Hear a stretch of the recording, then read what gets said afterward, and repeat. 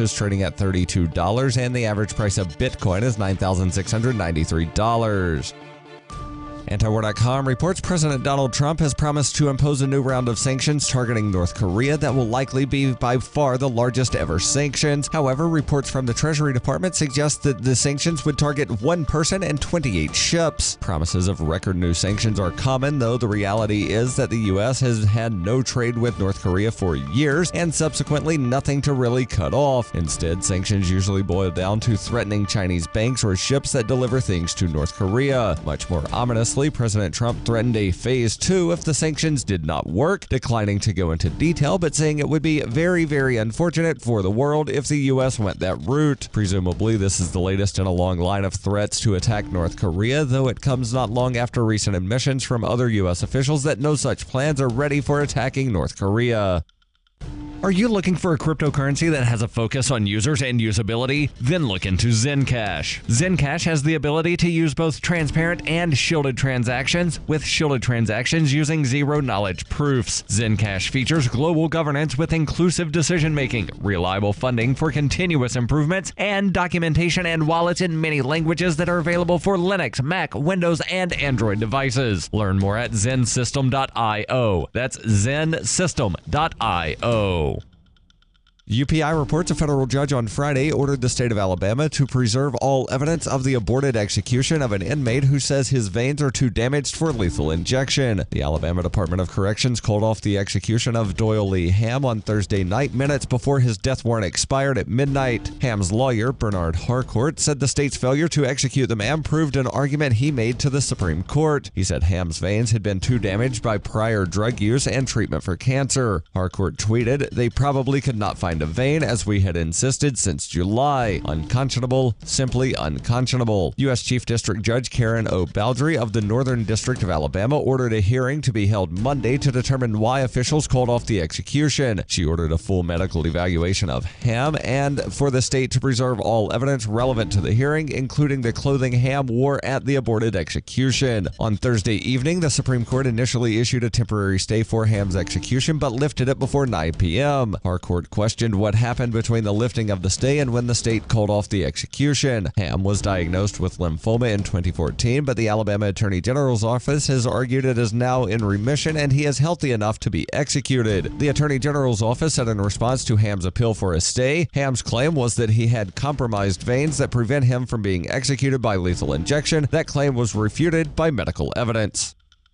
For over 40 years, Roberts & Roberts Brokerage has been a trusted source for buying and selling precious metals like gold and silver. And as a Bitcoin-preferred business, Roberts & Roberts Brokerage has removed the minimum purchase amount for all orders paid in the digital currency. Call Roberts & Roberts Brokerage today for knowledgeable advice on buying and selling precious metals and a forward-thinking approach to new technologies. 800-874-9760 or visit online at rrbi.co.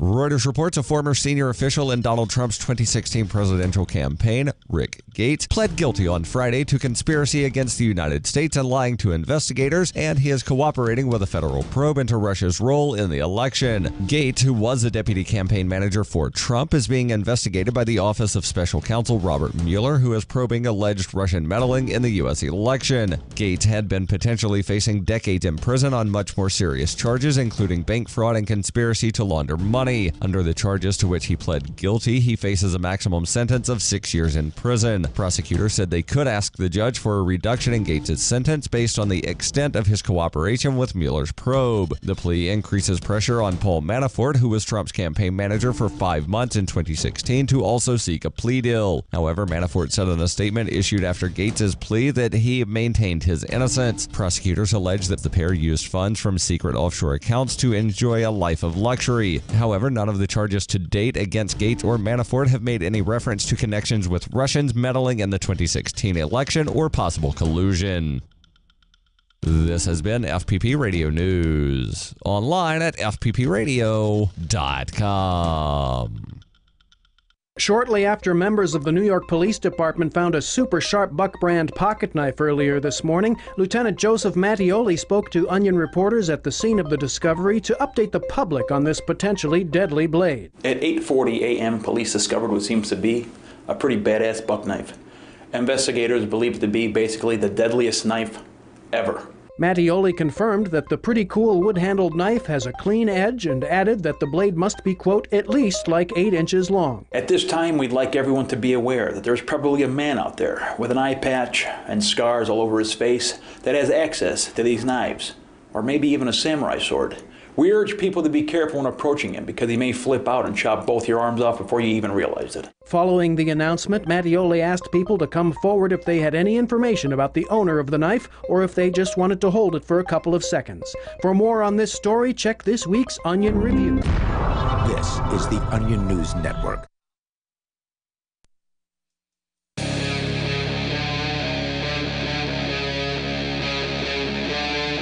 Free Talk Live.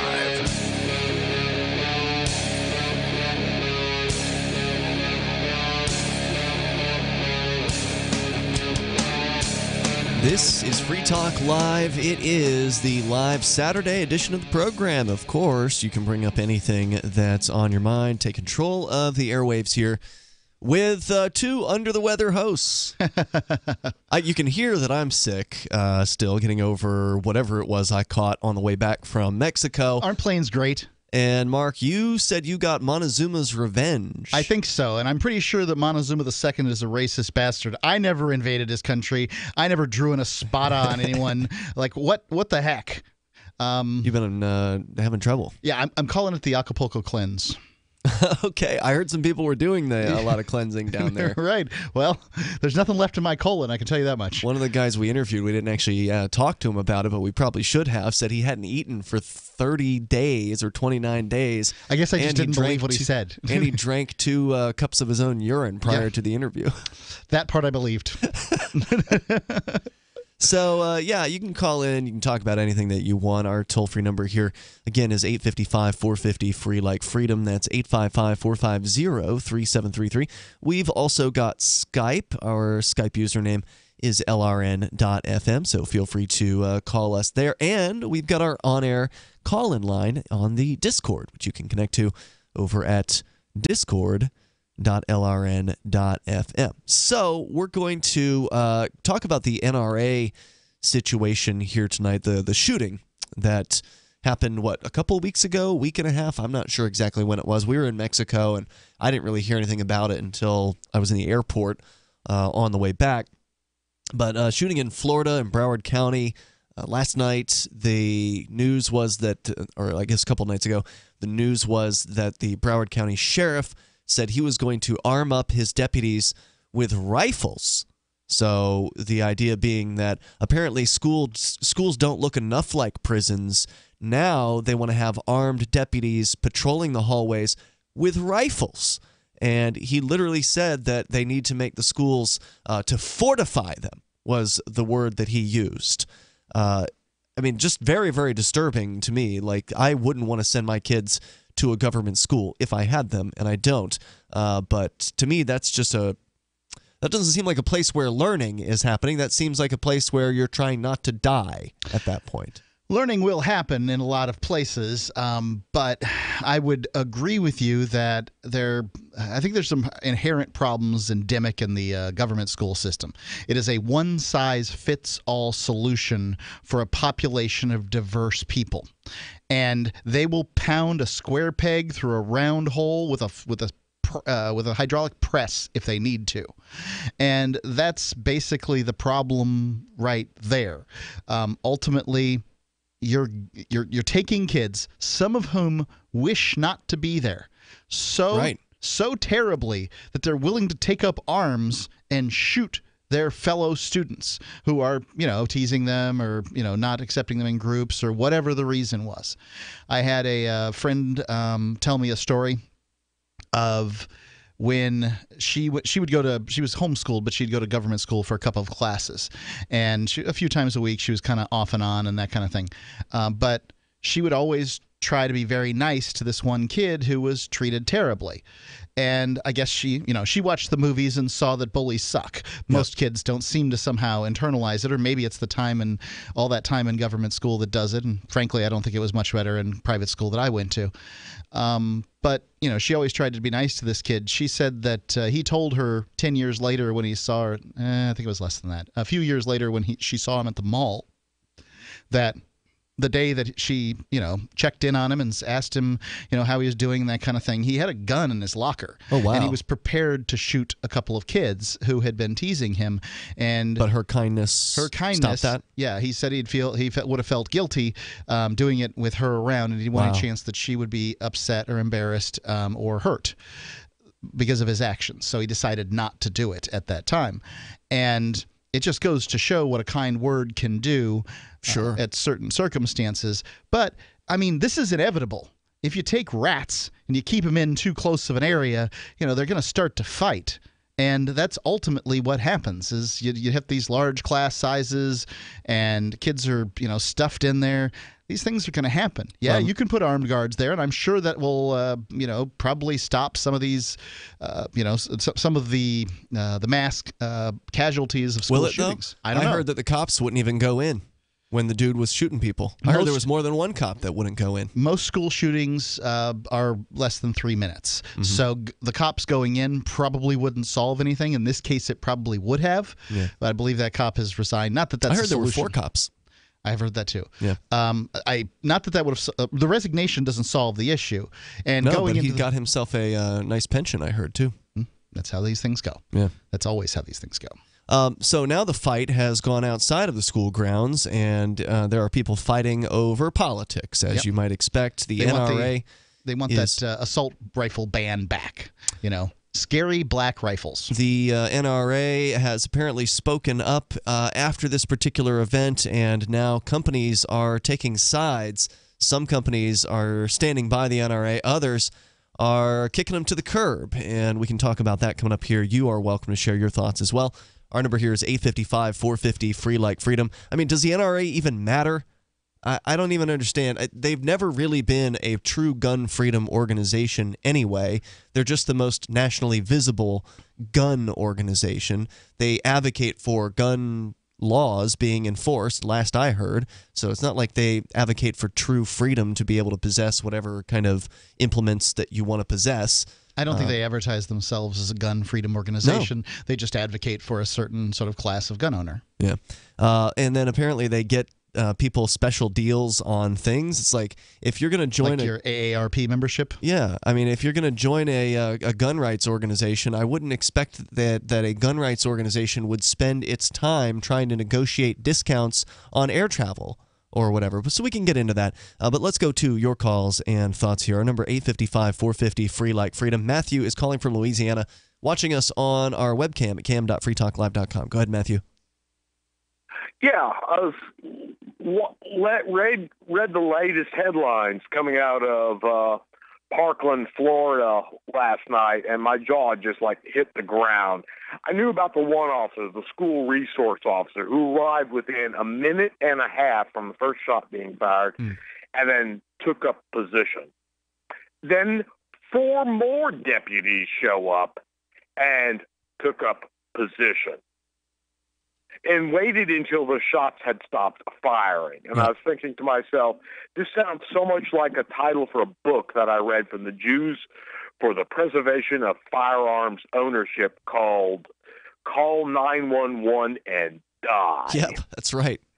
Because when seconds count, help is minutes away. Right. So this true. may very well have been what they were told to do in these circumstances. It's called officer safety. Well, let me tell you a story about when I responded to a fire call. It's been some years now. You're a volunteer fireman. I'm a volunteer fireman, and I was the first one on the scene. And I saw this car that was... It appeared to be smoking. Maybe I didn't think steam. Steam was what it was. But it appeared to be smoking next to gas pumps. Could be bad. I was terrified. I stood there for a second, then I realized, well, I'm going to blow up here, I'm going to blow up there, so I guess it doesn't matter. I was moving quickly towards the car. This thing didn't even look like a car anymore. It looked like God had crumpled up a piece of paper and tossed it to earth. But it turns out he was doing 130 was their claim. I'm a little suspect in a 35-mile-an-hour zone. I'm a little suspect of those numbers because it was like a Ford Focus. How the hell are you going to get that up to 130? Anyway, tailwind. So I got there. The fire chief pulls in just as I'm getting to the car, and he's like, "Mark, you get out of there." And he didn't want me to go to the car. He wanted me to stand back until we got enough people to drag this 240-pound man out of this car. Because you couldn't have done anything by yourself. That's the presumption. Maybe I could have, maybe I couldn't have, but he didn't feel like that was the optimal situation.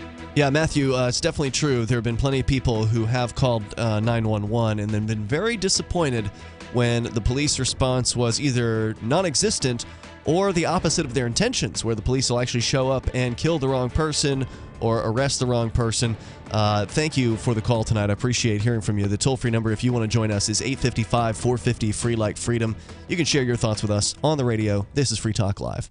What's more profitable, running your business or doing bookkeeping? Doing your business, of course, but you want to keep your books so that you can maximize your tax savings, right? What if I told you that there's a person that's a bookkeeper, accountant, and law school graduate that's also a hardcore libertarian? My name is Melanie Johnson, and I hate the state. I will aggressively help you to minimize your tax exposure and maximize profits, all while staying within the law. Melanie's your best choice for your taxes and bookkeeping needs. Go to tax.freetalklive.com and check out our website, tax.freetalklive.com. The Bitcoin.com wallet is a simple and powerful full-featured Bitcoin Cash and Bitcoin Core wallet that allows you to send and receive either currency with anyone, anywhere in the world. The Bitcoin.com wallet supports both single and multi-signature wallets and is available in multiple languages. Download the Bitcoin.com wallet for easy and secure access to your Bitcoin Core and your Bitcoin Cash. The Bitcoin.com wallet is available for Android, iOS, Windows, Mac, and even Linux. Learn more at Bitcoin.com. That's Bitcoin.com.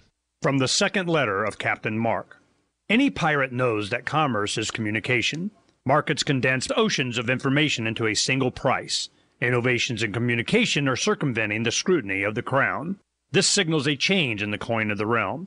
The crown uses digital currency to surveil, censor, seize, and destroy wealth at will, so pirate currency must protect us from this weaponized money. We need to move funds further, faster, cheaper, and without third-party observation, basing decisions on an accelerating flow of information, so pirates require nearly instantaneous transactions with no arbitrary limits on volume or artificial influences on fees. Most importantly, a pirate currency must preclude centralization. Otherwise, it will become another link in our chain to the crown. A superior currency will result in the obsolescence of the coin of the realm and the extinction of the crown itself. Trade above the grid. Join us at pirateswithoutborders.com.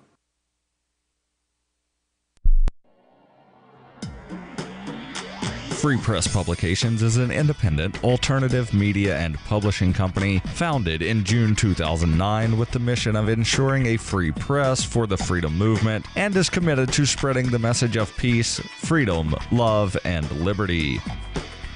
FPP also gives new authors an avenue for publishing freedom-oriented material.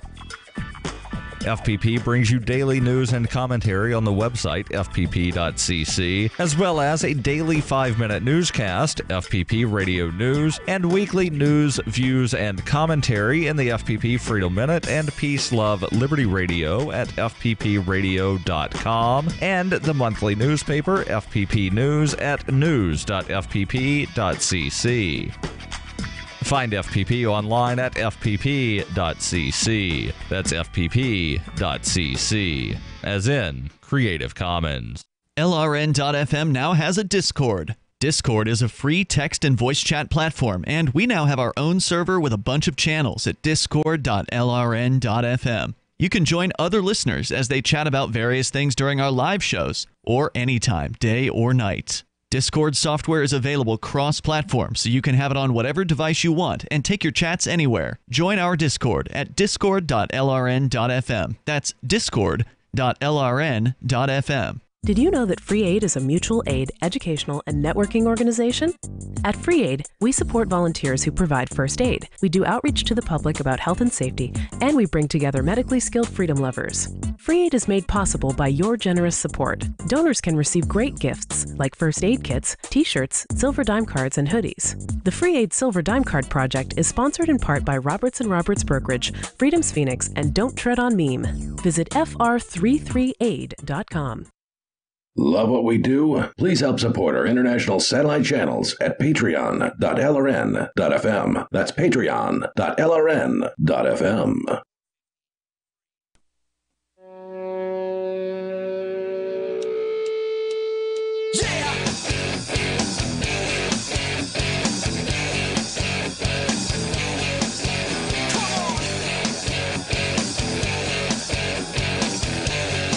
It is Free Talk Live. We're talking about the shooting, the aftermath down there in Florida. Apparently the sheriff is saying that he wants to arm up deputies with rifles now on the school campuses, not just the one school campus, but all of the school campuses in Broward County. Why not save money and just put the police station right in the center of the school, and then the cops can be deployed from there? They'll just have a government building. They can have the fire department running out of the back and the whole deal. And your comments are certainly welcome. Our toll-free number is 855-450-FREE, like freedom. Also, the NRA is taking a lot of flack for this one. Some companies deciding to cut ties, others standing by them. We can talk more about that. Of course, your calls and thoughts are the primary element here. We're going to go right to your phone calls. But I do want to let you know about Zencash. If you are interested in cryptocurrencies, you probably already know there's about 1,500 of them, at least that are listed over at coinmarketcap.com right now. So how do you pick one? How do you pick more than one? How do you choose among 1,500 potential options? One of them may very well dethrone Bitcoin someday, but we don't know which one it's going to be. And I'm not telling you I know which one it's going to be. Only time will tell that. But as far as looking at different choices in the world of cryptocurrency, I got to say, Zencash is one of the more intriguing options. It's actually a cryptocurrency formed by voluntarists, people that love liberty, people that understand what freedom means, people that understand economics.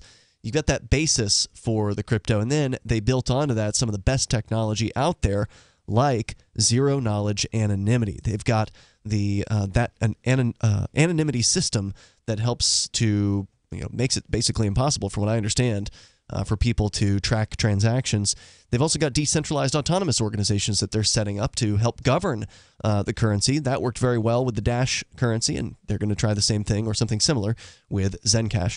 Go to zencash.com. You can learn more about it there. It's a cryptocurrency dedicated to peace, anonymity, and decentralization. Again, it's zencash.com, one of the most secure and strongest blockchains on the internet with over 7,000 secure nodes. Go learn more at zencash.com. As we go to your calls and thoughts, we got Daniel. He's in Tennessee.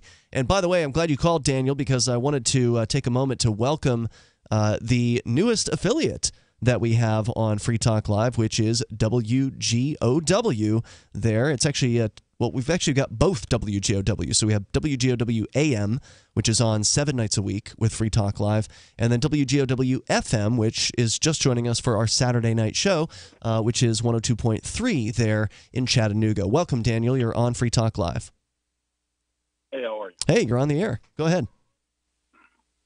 Well, I just, the way that it was put when one of you guys made the comment that we just have officers patrolling the hallways with rifles, I don't think that's ever the intention of any head of a large law enforcement agency. To have a rifle readily available in the officer's office on the school campus is probably the desired effect there. That's not what he said. Of course, some secure location. If he's wanting to put, I heard the comments of arming them with rifles is what I heard him say in his press conference. Yeah, the one I saw. In arming them with rifles, I think it's a perception issue. I highly doubt that he means that he wants to strap a rifle to an officer's chest and have him walk in the hallways. They do it on Wall Street. According to this quote, this is the quote Wall Street's from.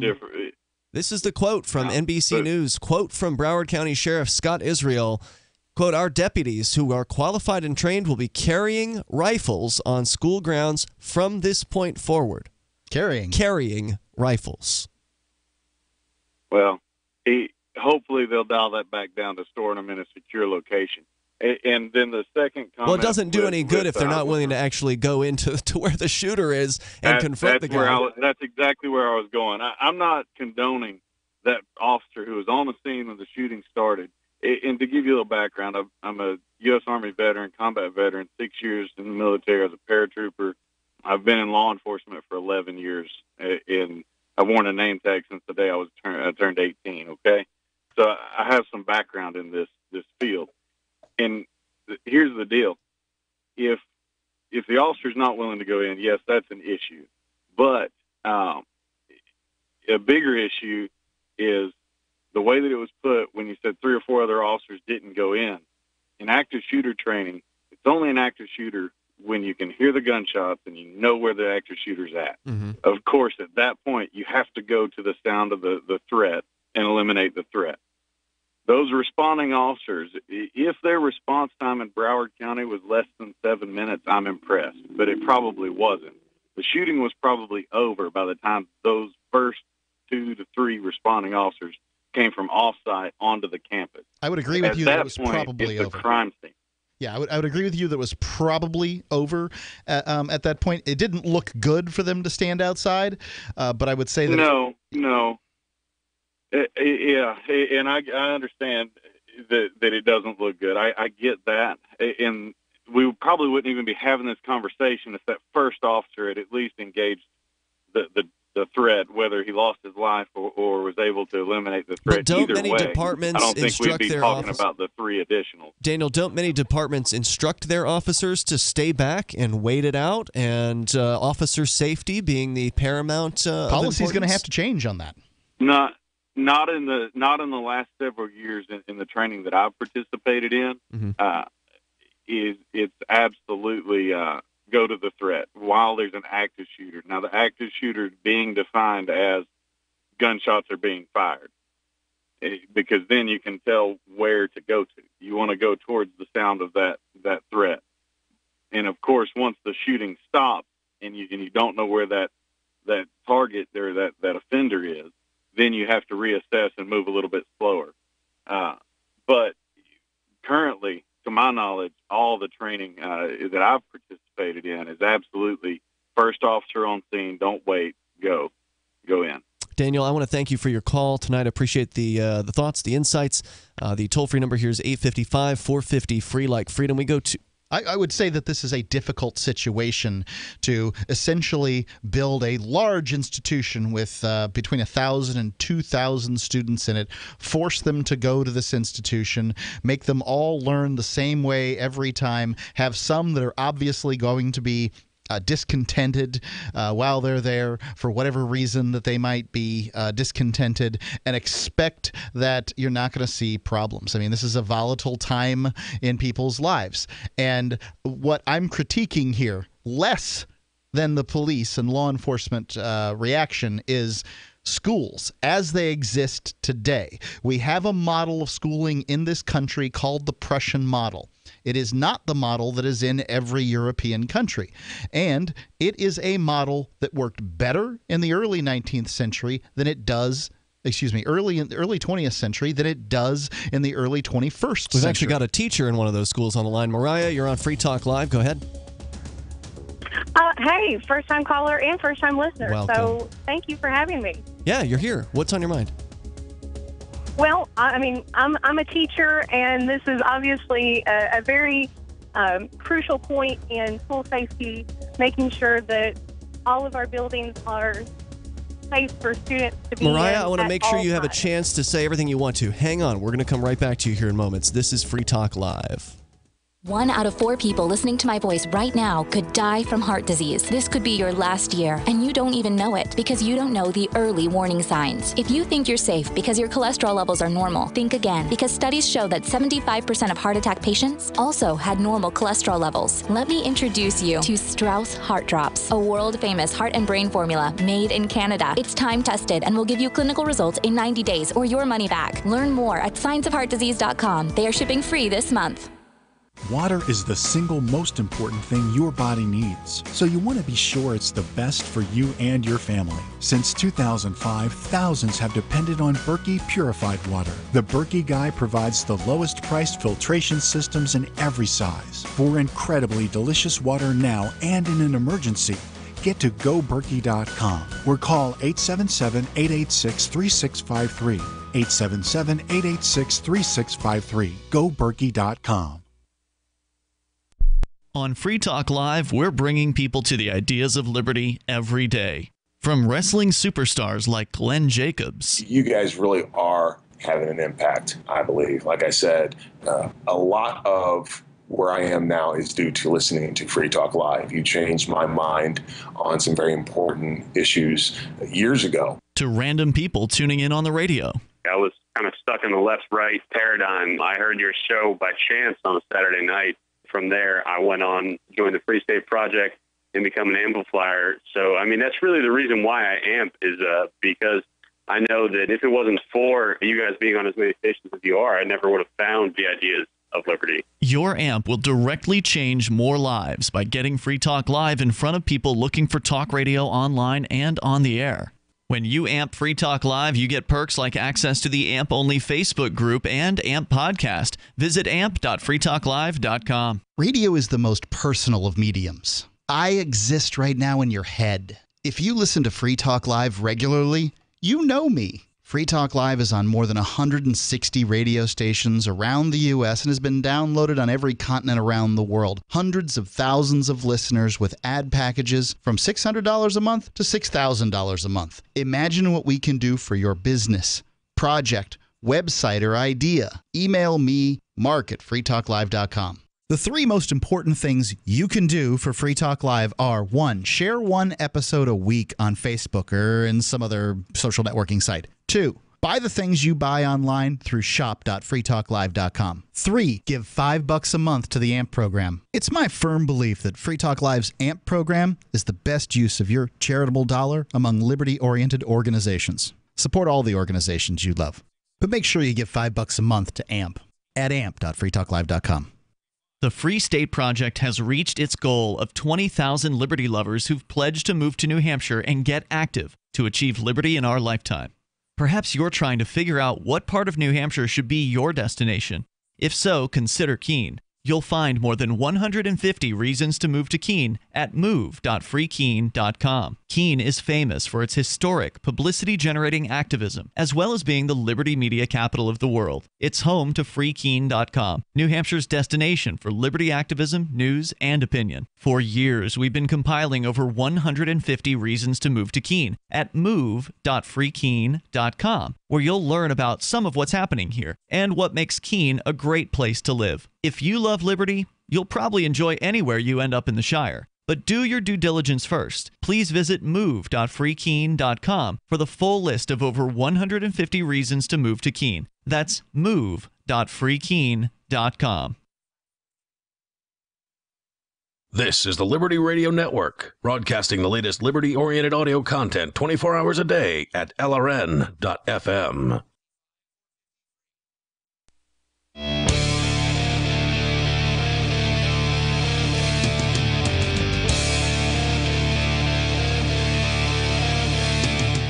Talk Live, dial toll free, join us right here. Our number is 855-450, free like freedom.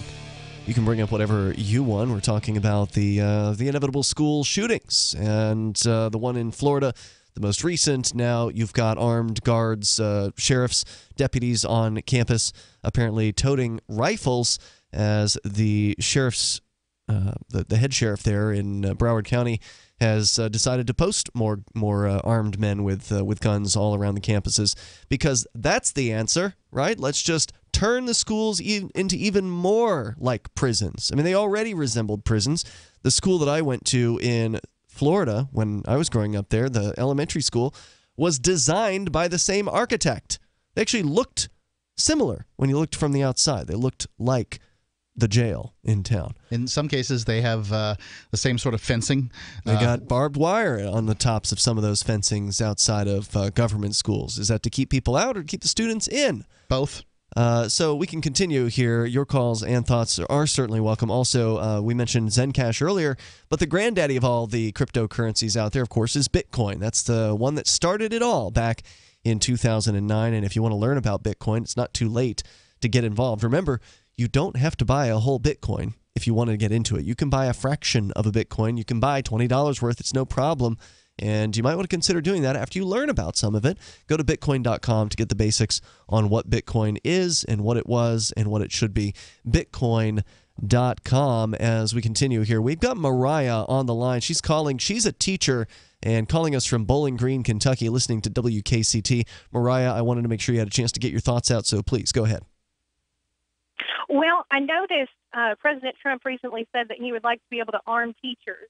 And honestly, that's very concerning to me. I know that you've been talking about Parkland having round-the-clock guards with rifles. And, you know, those are trained personnel.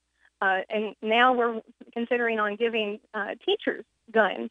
And I know me personally, I wouldn't feel comfortable in a school setting. I have never heard the proposal that teachers would be given guns. I've heard proposals of, and I don't know what Trump said. I don't listen to him.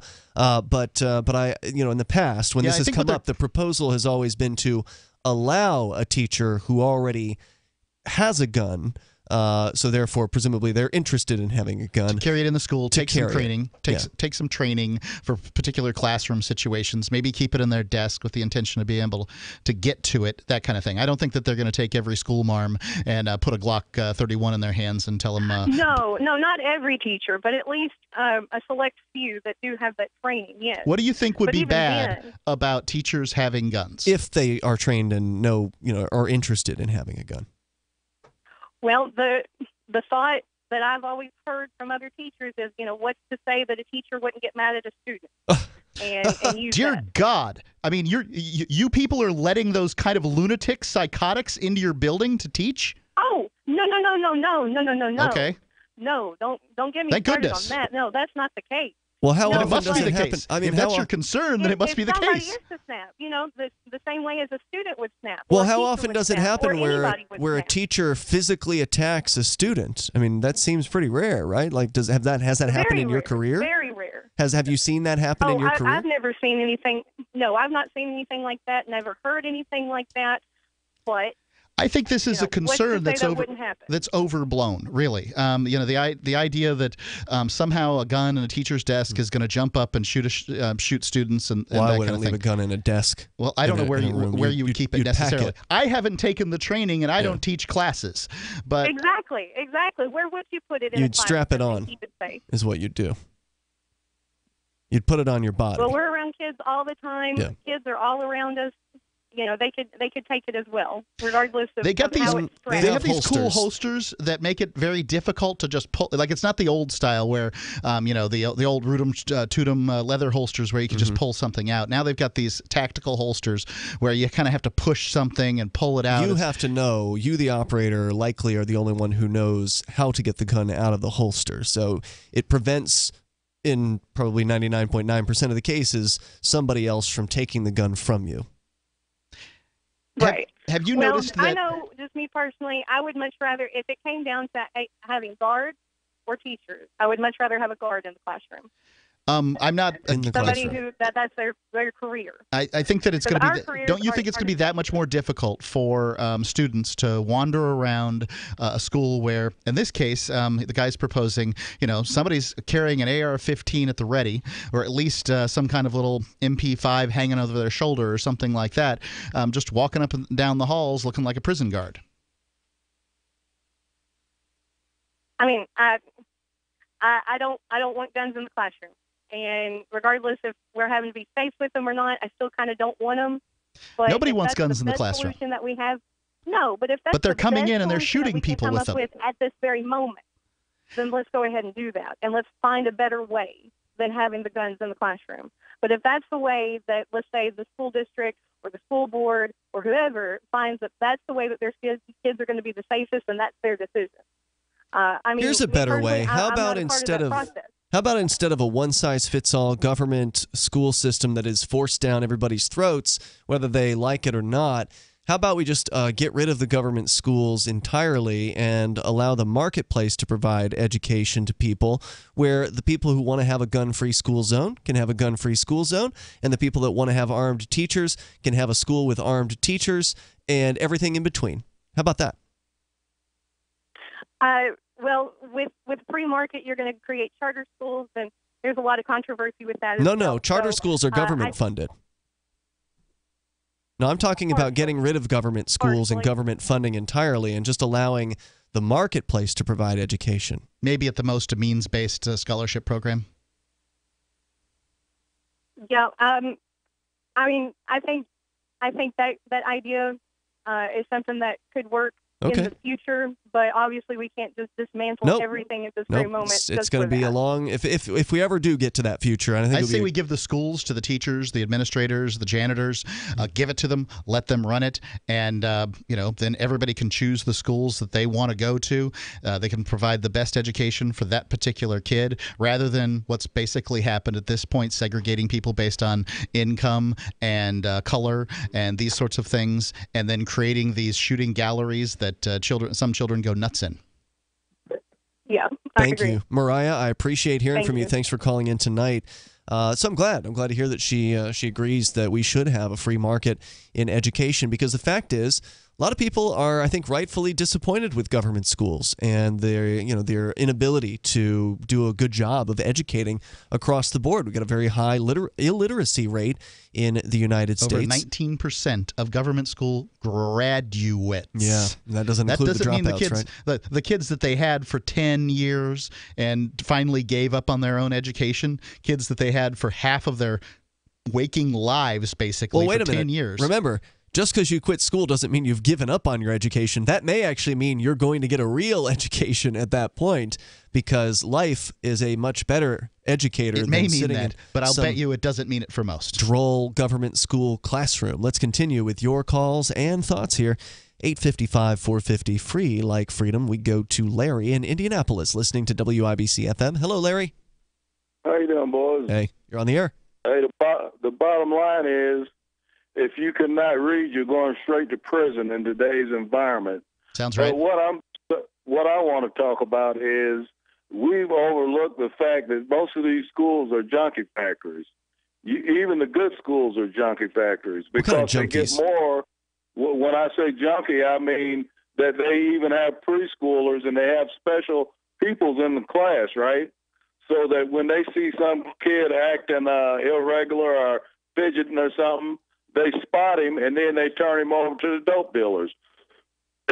So when you get some kid that you're talking about like ADHD. You're talking about the prescription. ADHD, yeah, so they can make more money. I think that doubles the per diem, see, and the pharmaceuticals get to sell dope right in the schools. Certainly, it's true, Larry, and thank you for the call tonight. It's definitely true that government schools have an incentive to have more students labeled as special needs, because the more students they label as special needs, the bigger they get their budgets the next year. Oh, we got more students with special needs. We need more money. 855-450 free like freedom. It's Free Talk Live. I've said it many times on air, and I'll say it here. The New Hampshire Liberty Alliance is one of the most important organizations for freedom in the world. New Hampshire is ground zero for freedom, and the NHLA is the best organization at promoting effective liberty activism. This ad is sponsored by Free Talk Live, and I, Mark Edge, am a lifetime member because I believe in the NHLA. Please check them out at nhliberty.org. Not everyone can move right now, but you can support the cause. Donate top cryptocurrencies or old-fashioned U.S. dollars, nhliberty.org. Visit their website and see what they're all about, nhliberty.org. Cryptocurrencies are successful because of good technology. The liberty-loving voluntarists who founded Zencash in 2017 took the best tech, like zero-knowledge anonymity and decentralized autonomous organizations, and are creating a secure platform for money, messages, and media that can be sent to anyone, anywhere in the world. Zencash is a cryptocurrency dedicated to peace, anonymity, and decentralization. Find out more at zencash.com. That's zencash.com. It's about time something new came along for better selling and buying online. And I found it. What now, Marge? It's buysellmakeoffer.com. Never heard of it. It's a brand new company. That's why you've never heard of it. It's the newest and best way to sell any products online. I did all the research. Sell my car? Yes. Our home? Yep. My golf bag? Your golf clubs. All of them. How about your purse collection hoard? Hey, now. You said any product. Right. I did. We get 30 days free. Really? Packages starting from only $9.95. And buysellmakeoffer.com will never charge item fees ever. Never. And this is cool. Listen to this. You can even use Skype or video to show your items. That's cool. Yes. All we have to do is go to the website, sign up, and then load our stuff to sell. I love this site. Buysellmakeoffer.com. Buysellmakeoffer.com. You got it? Buysellmakeoffer.com. Buysellmakeoffer.com. Better selling, better buying. This is Michael Dean from the Freedom Fiends. I've run websites since 1996 and have used over a dozen web hosts in that time. AgristHosting.com is the only one that hasn't broken my heart. Agrist Hosting's uptime and service is stellar, and their DDoS mitigation is the best I've seen. That's important because if you tell the truth in this world, you'll ruffle feathers. And some people will try dirty tricks to silence your voice. No matter what the haters hit us with, Agrist Hosting keeps our websites online. If you have a mission-critical commercial presence or a world-changing activism site, you cannot tolerate any skullduggery. So go with agristhosting.com. Have a WordPress or blog site, but you're not satisfied with performance or uptime? Or just want raw hosting? Want to pay with Bitcoin? Agrist Hosting specializes in high-performance hosting with personalized service. Go to agristhosting.com and click on the button that says Get Hosted. That's agristhosting.com. Did you know you can watch Free Talk Live during our live show 7 days a week from 7 to 10 p.m. Eastern via our studio cams at cam.freetalklive.com? Plus, you can chat with other listeners while you watch, all totally free. Now that our live video stream is hosted by YouTube, our video archives will be online even faster. So be sure to subscribe to our YouTube channel. Listen, watch, and chat all free at cam.freetalklive.com. That's cam.freetalklive.com. This Your Family Today tip is brought to you by Ovaltine. Give your kids the nutrition they need to be their best. Visit us at ovaltineusa.com. Telling your child about healthy food choices is important, but showing her what to eat goes a lot further. Have her help create the grocery list, then bring her to the store with you. Picking out healthy foods together helps kids get in the habit of thinking about what they're eating every day. For more tips like these, visit us at parenthood.com/yourfamilytoday. You can sign up to receive the latest about the Liberty Radio Network via our email updates at updates.lrn.fm. That's updates.lrn.fm.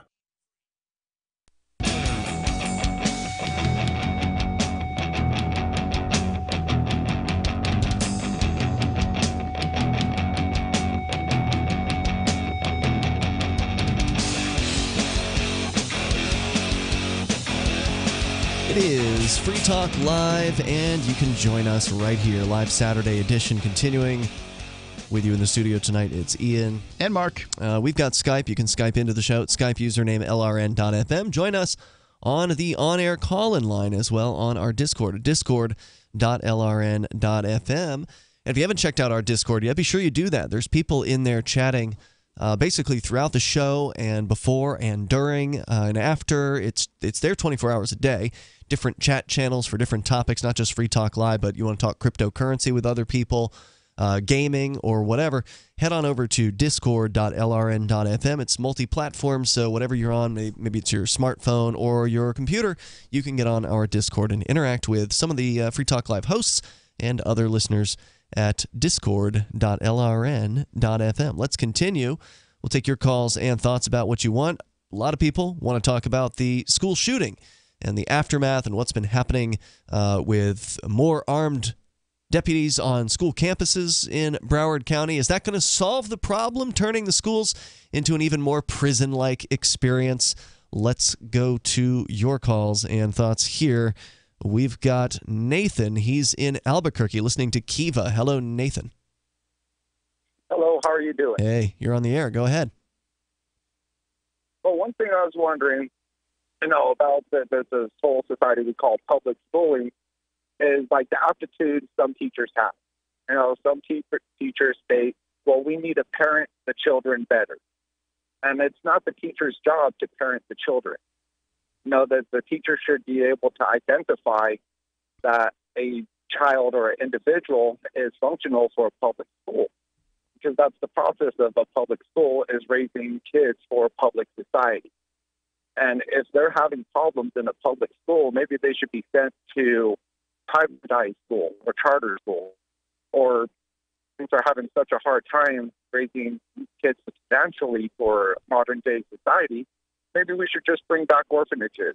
Government schools don't raise kids for modern society. They are basically stuck in the 1800s when the Prussian school model was instituted in for factories in the United States. Yeah, for factories, which most people don't work in factories anymore.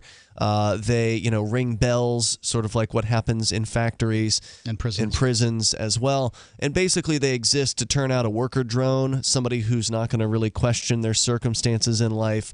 They're not particularly intelligent. They maybe give them the basics of, whatever basic math or reading that they're going to need to be able to be a worker drone. But beyond that, don't ever question question authority or anything like that. They don't teach you how to be an individual, somebody who's different. They want you to be part of the government. The resources, the human resources that the government utilizes. They want you to fit in. They want you to mold and conform towards what they think is applicable. Yeah, I mean, the best parenting job you could do would be to get your kids out of the government school and do anything else except that, whether it's going to a private school, which is really not that much better, but homeschooling, unschooling, allowing the kids to sort of become their own educator, I think, is an important thing. Well, here in New Mexico, we do support a lot of individuality. The kids go AWOL with it. It seems like the kids have more rights than parents do in some cases. And being able to conform it and prioritize what expectations we could get out of what individuals and what process. We lowered our academical levels almost 8 points, if not more. Because before I dropped out of high school, our academical point level was at 28 points. I don't know what that means. Yeah, I'm not familiar with this metric. It's a basic function of knowledge that we have to teach kids, such as like liberal arts and a certain standard of math and English and history in order to be fit for graduating high school. It used to be at 32 points, and now it's at 24 points. It's like a metric version of an A grade to a D grade. I see. So you're saying they're lowering standards, is what you're saying. Yeah, it doesn't surprise me, whether it's a government system or a private system or whatever that system is that these large class sizes are going to result in the quality of education going down over time. I mean, ask anybody who's taught a class of kids or people that they're going to spend a good percent. They're going to spend 80% of their time on 20% of the students. Likely, those 20% of the students are just needy. They're not. They're below average as far as their functionality in that particular class, which means that every class taught every time is the median education level is going to necessarily go down as time goes by. It's complicated and expensive to provide every kid the kind of attention that they need, barring some kind of homeschool situation, which of course homeschooling tends to result in the best educated kids, but I don't think every parent is qualified for it. Because you do get more one-on-one, but you cannot teach what you do not know. Nathan? No, it's like, you're great at math. That's understandable. But what about global economics and marketing? It's like, hey, how can you teach a kid how to be a functional representative for a corporation that needs to now produce microchips? It's like, well, no, I'm a framer. I could build a 90-degree angled square. I could build a 2-story, 3-story house. If you ask me what marketing net worth is for materials I need to purchase, I'd be lost in the dark. Nathan, thanks for the call tonight. I appreciate it. The toll-free number here is 855-450-FREE like freedom. I wonder, I went to high school, and I think of all the things I learned in high school, probably the most valuable thing I got was typing class, and it was an elective. Let's continue here. We go to Caleb. He's in Chattanooga, Tennessee, listening to WGOW. Hello, Caleb. Hey, guys. Hey. I was just listening to the topic here about gun control and mental health. And there's a very good question to be asked, is that why in today's time, when we have the most gun control ever in history, we have this really big increase in school shootings in particular? Well, I wonder whether – here's a couple of questions I have. What is a school shooting as defined by the people who have the numbers? And further, I would say that there used to be the assault ban, the assault weapons ban, and now we don't have that, where they took, like black guns with, ventilator plastic covers on them, that kind of thing, and outlawed a handful of those and said, these are the bad guns, and then the rest of them that did the same functionality still existed. So I would, ask that question. I understand that some of these statistics are actually manipulated, because when you say school shooting, that includes like if some guy was in the parking lot in his car in the middle of the night when there's no school and he commits suicide. That's a school shooting.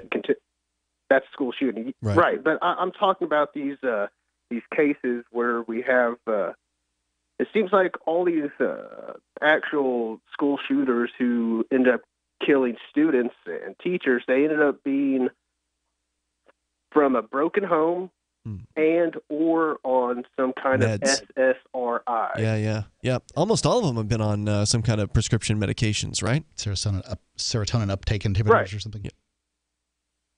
Yeah, I think now it seems like most of these school shooters are boys, and these boy school shooters who commit mass murder, they are on some kind of behavioral medicine. Many of which may have been suggested by the very school system in the first place. As we discussed briefly with one of our callers earlier, they have an incentive to dope up these students. Oh, what's that? You can't. Little Johnny is having trouble paying attention because he's bored to tears in class because he's maybe too smart or already ahead, already knows the just antsy. Already knows the information. And doesn't want to be there, would rather be somewhere else where he's actually being challenged, so he starts acting out. Well, dope him up.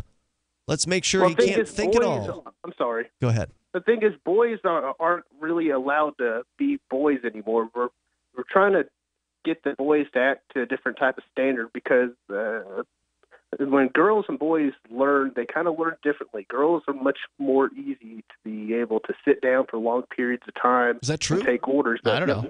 The young boys, they have a lot of energy, and they're that old saying, boys are going to be boys, but we're trying to drug up our boys to act like girls, and it doesn't really work out. And a good mom and good dad can instill great values into their children, and that's the problem. It comes from the home, where we have a lot of single-parent households, and they're missing good fatherly instructions, and that's why.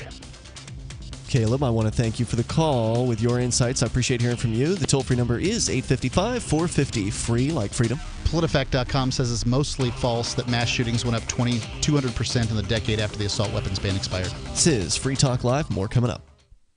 Have you checked your Google search results lately? Search results are usually the first impression that people form of you or your business, so make sure that they create a positive impression with ReputationDefender.com. What the internet says about you can have a big impact on your life and your livelihood, even if it's not true. Fortunately, you can now control how you look online and in online search results with ReputationDefender.com. Call 800-831-0771 now. That's 800-831-0771 for your free reputation analysis. If you have negative material from an ex-employee, upset patient, or former client, newspaper article, legal issue, social media, or other source showing up in your search results, you can combat it with ReputationDefender.com. Our dedicated experts in patented technology can help make your online search results look their best. Call 800-831-0771 to learn more. 800-831-0771. That's 800-831-0771. Or visit ReputationDefender.com. What do you shop for that you could otherwise buy at Amazon? Pretty much everything, right? Amazon has competitive pricing and they deliver, and that's a big plus. If you could plan ahead in your shopping, would you be interested in saving up to 33%? There's a catch. You have to do your shopping in Bitcoin. But imagine those savings. It's like a huge raise. All you have to do is go to saveitpurse.com. We've saved thousands, and you can too. Plan ahead and save. Saveitpurse.com. Did you know we've taken our LRN.FM telephone listen line to a new level with the LRN.FM audio on demand line? Now you can call 712-770-8447 anytime and listen to LRN.FM's live feed. And you can listen to a bunch of our original shows on demand. Long distance fees may apply. Just dial 712-770-8447 and choose from the menu. 712-770-8447. You're listening to the live edition of Free Talk Live. Hour number 2 is next, after the news, here on the Liberty Radio Network at LRN.FM. From Keene in the Shire, the Liberty Media capital of the world, this is Daryl W. Perry, host of FPP Radio News for Saturday, February 24th, 2018. Silver is trading at $16.53 per ounce. Gold is valued at $1,329 per ounce. Zencash is trading at $32, and the average price of Bitcoin is $9,693. Antiwar.com reports President Donald Trump has promised to impose a new round of sanctions targeting North Korea that will likely be by far the largest ever sanctions. However, reports from the Treasury Department suggest that the sanctions would target one person and 28 ships. Promises of record new sanctions are common, though the reality is that the U.S. has had no trade with North Korea for years and subsequently nothing to really cut off. Instead, sanctions usually boil down to threatening Chinese banks or ships that deliver things to North Korea. Much more ominously, President Trump threatened a phase 2 if the sanctions did not work, declining to go into detail, but saying it would be very, very unfortunate for the world if the U.S. went that route. Presumably, this is the latest in a long line of threats to attack North Korea, though it comes not long after recent admissions from other U.S. officials that no such plans are ready for attacking North Korea. Are you looking for a cryptocurrency that has a focus on users and usability? Then look into Zencash. Zencash has the ability to use both transparent and shielded transactions, with shielded transactions using zero-knowledge proofs. Zencash features global governance with inclusive decision-making, reliable funding for continuous improvements, and documentation and wallets in many languages that are available for Linux, Mac, Windows, and Android devices. Learn more at zensystem.io. That's zensystem.io. UPI reports a federal judge on Friday ordered the state of Alabama to preserve all evidence of the aborted execution of an inmate who says his veins are too damaged for lethal injection. The Alabama Department of Corrections called off the execution of Doyle Lee Ham on Thursday night, minutes before his death warrant expired at midnight. Ham's lawyer, Bernard Harcourt, said the state's failure to execute the man proved an argument he made to the Supreme Court. He said Ham's veins had been too damaged by prior drug use and treatment for cancer. Harcourt tweeted, "They probably could not find a vein, as we had insisted since July. Unconscionable, simply unconscionable." U.S. Chief District Judge Karen O. Baldry of the Northern District of Alabama ordered a hearing to be held Monday to determine why officials called off the execution. She ordered a full medical evaluation of Ham and for the state to preserve all evidence relevant to the hearing, including the clothing Ham wore at the aborted execution. On Thursday evening, the Supreme Court initially issued a temporary stay for Ham's execution, but lifted it before 9 p.m. Harcourt questioned what happened between the lifting of the stay and when the state called off the execution. Ham was diagnosed with lymphoma in 2014, but the Alabama Attorney General's office has argued it is now in remission and he is healthy enough to be executed. The Attorney General's office said in response to Ham's appeal for a stay, Ham's claim was that he had compromised veins that prevent him from being executed by lethal injection. That claim was refuted by medical evidence. For over 40 years, Roberts & Roberts Brokerage has been a trusted source for buying and selling precious metals like gold and silver. And as a Bitcoin-preferred business, Roberts & Roberts Brokerage has removed the minimum purchase amount for all orders paid in the digital currency. Call Roberts & Roberts Brokerage today for knowledgeable advice on buying and selling precious metals and a forward-thinking approach to new technologies. 800-874-9760 or visit online at rrbi.co. Reuters reports a former senior official in Donald Trump's 2016 presidential campaign, Rick Gates, pled guilty on Friday to conspiracy against the United States and lying to investigators, and he is cooperating with a federal probe into Russia's role in the election. Gates, who was a deputy campaign manager for Trump, is being investigated by the Office of Special Counsel Robert Mueller, who is probing alleged Russian meddling in the U.S. election. Gates had been potentially facing decades in prison on much more serious charges, including bank fraud and conspiracy to launder money. Under the charges to which he pled guilty, he faces a maximum sentence of 6 years in prison. Prosecutors said they could ask the judge for a reduction in Gates' sentence based on the extent of his cooperation with Mueller's probe. The plea increases pressure on Paul Manafort, who was Trump's campaign manager for 5 months in 2016, to also seek a plea deal. However, Manafort said in a statement issued after Gates' plea that he maintained his innocence. Prosecutors allege that the pair used funds from secret offshore accounts to enjoy a life of luxury. However, none of the charges to date against Gates or Manafort have made any reference to connections with Russians meddling in the 2016 election or possible collusion. This has been FPP Radio News. Online at fppradio.com. The victims of a devastating tornado expressed gratitude that The Onion's three-part series on the disaster was reported with fairness, accuracy, and an unusual degree of sensitivity. Survivors said they were at least thankful for one thing, that The Onion put much more care and insight into their reporting of the tragedy than any competing newspaper, by far. In economic news, a Pulitzer Prize would very much help certain newspapers increase their circulation, resulting in greater ad sales and more revenue to pay their tireless, hardworking reporters, all of whom have families at home to care for. In other headlines, a group known as Americans for Fairness in Awarding Journalism Prizes is asking all Americans to help The Onion receive a Pulitzer Prize. An anonymous man says he will murder 50 innocent people if The Onion is not awarded a Pulitzer. And look at it, it's beautiful. Look, just give us a Pulitzer already, okay? This is humiliating. For more prize-worthy stories and videos, go to theonion.com/review. This is the Onion News Network.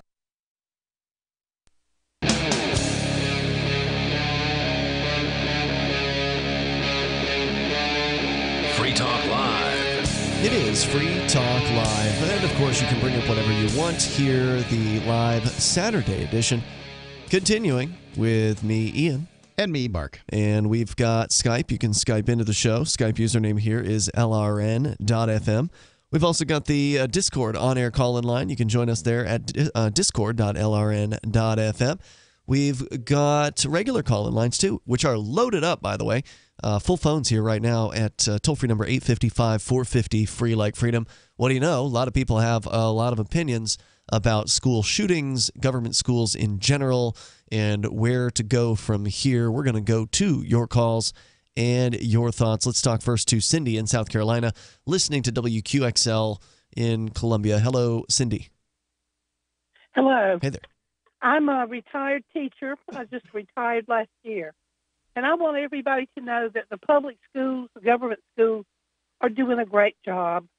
You should not point fingers at the public schools, because if you do away with the public education system, that's what's made this country great. What? That anybody can get an education that wants an education. If But it's they not do a away particularly and good privatize education. schools- Yes. No, it's available. no, it's not. No, it's Oh, available, yes. but it's not Oh, a yes, good it is. education.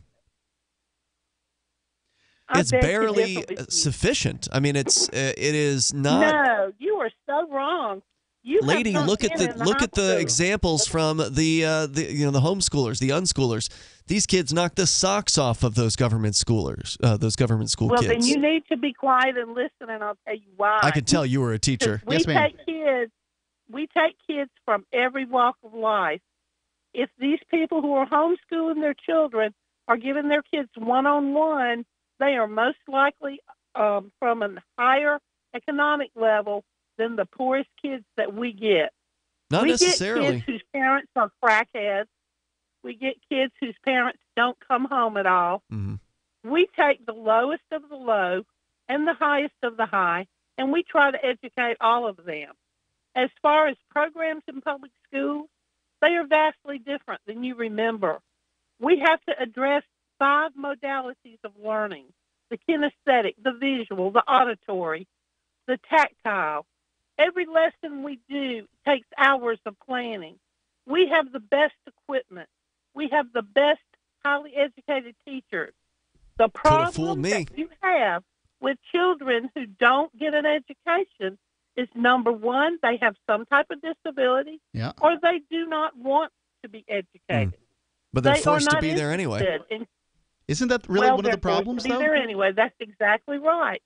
So I propose that if you want to raise the caliber of the public schools for the children who don't want to come to school and don't want academics, push them out into a vocational school and start training them for some type of job.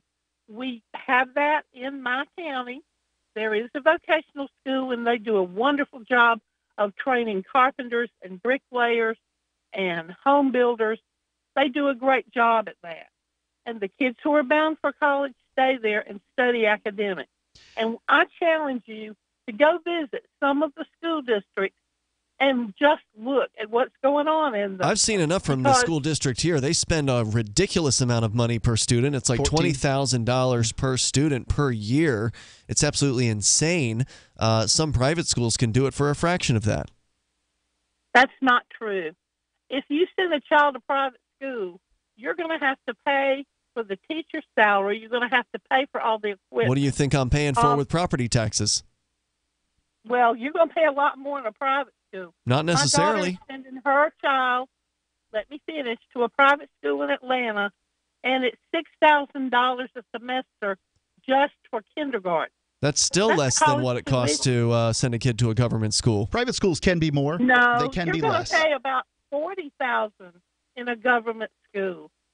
I'm telling you, y'all are 40,000 maligning the is public less schools. than 6,000. You're maligning the public schools. Oh, I'm going to You don't malign know the what public you're schools, madam. There's no doubt I'll malign the public schools. Government programs are, by their nature, monopolies, which are inefficient, have poor customer service. She says they're the best, Mark. Well, they're not. I mean, they turn out a graduation rate of functional illiteracy above 19%, basically 20%. That's because we are forced to graduate kids because parents come in and say, you pass my kid or I'm going to sue you. I hear what you. do you do? Well, I don't have an answer for you as to why government schools stink. I can tell you why, because they're a monopoly. I don't think. No. They offer a good education. You can get a good. I will concur with you that you can. And they went through the public school system. Right. Look, they are living proof. They are living proof that a poor kid can succeed if you buckle down and try. I wouldn't disagree. No doubt about that. Children who are in the public school system are not interested in getting an education. To be clear, that's as simple as that. You can get a good education at a government school, but you can get a good education at a private school, probably a better one, and you can get probably a better education through homeschooling. So, when you have this expensive, inefficient model where people end up, in this case, we're talking about people being in a shooting gallery here. That you have to look at the value of it from that standpoint. These kids whom you're talking about, they have problems at home, and they do. There's no doubt. But for 10 years, or whatever grade they drop out of, for 13 years, the government school basically has them for half of their waking lives, and they still can't. They can't turn out a good kid. Government schools are highly overrepresented in the prison system. And, I mean, at this point, I say toss it away, try something new. Thank you for the call tonight, Cindy. I appreciate it. The toll-free number here is 855-450-FREE like freedom. This is something that the By the way, I've got a 10-year-old. This isn't something I just, I'm just talking about. Education's on my mind all the time. And I've got to ask myself, do I want to send my kid? I could. It would be a lot easier in some ways in my life to send my kid off for somebody else to take care of him at a middle-class government babysitting service, a day prison. It'd be a lot easier to send him off for somebody to take care of him for 8, 9, 10 hours a day or whatever it might be. Maybe there's extracurricular activities. But I don't think that he'll get the best education. I don't think we'll create the best bond as a family. So what she brought up was one of the common excuses, the common refrains that you hear from the people who support the status quo, whether they be teachers or parents or whoever, is some teachers don't. Oh, look, there's people who got a good job after school. There's my friends or family members or me. I turned out okay. They can point to themselves and say, I know how to read. I can do math. I did good in government school. You went to government school your whole life, right? See, the government schools are fine. They're good, they will say.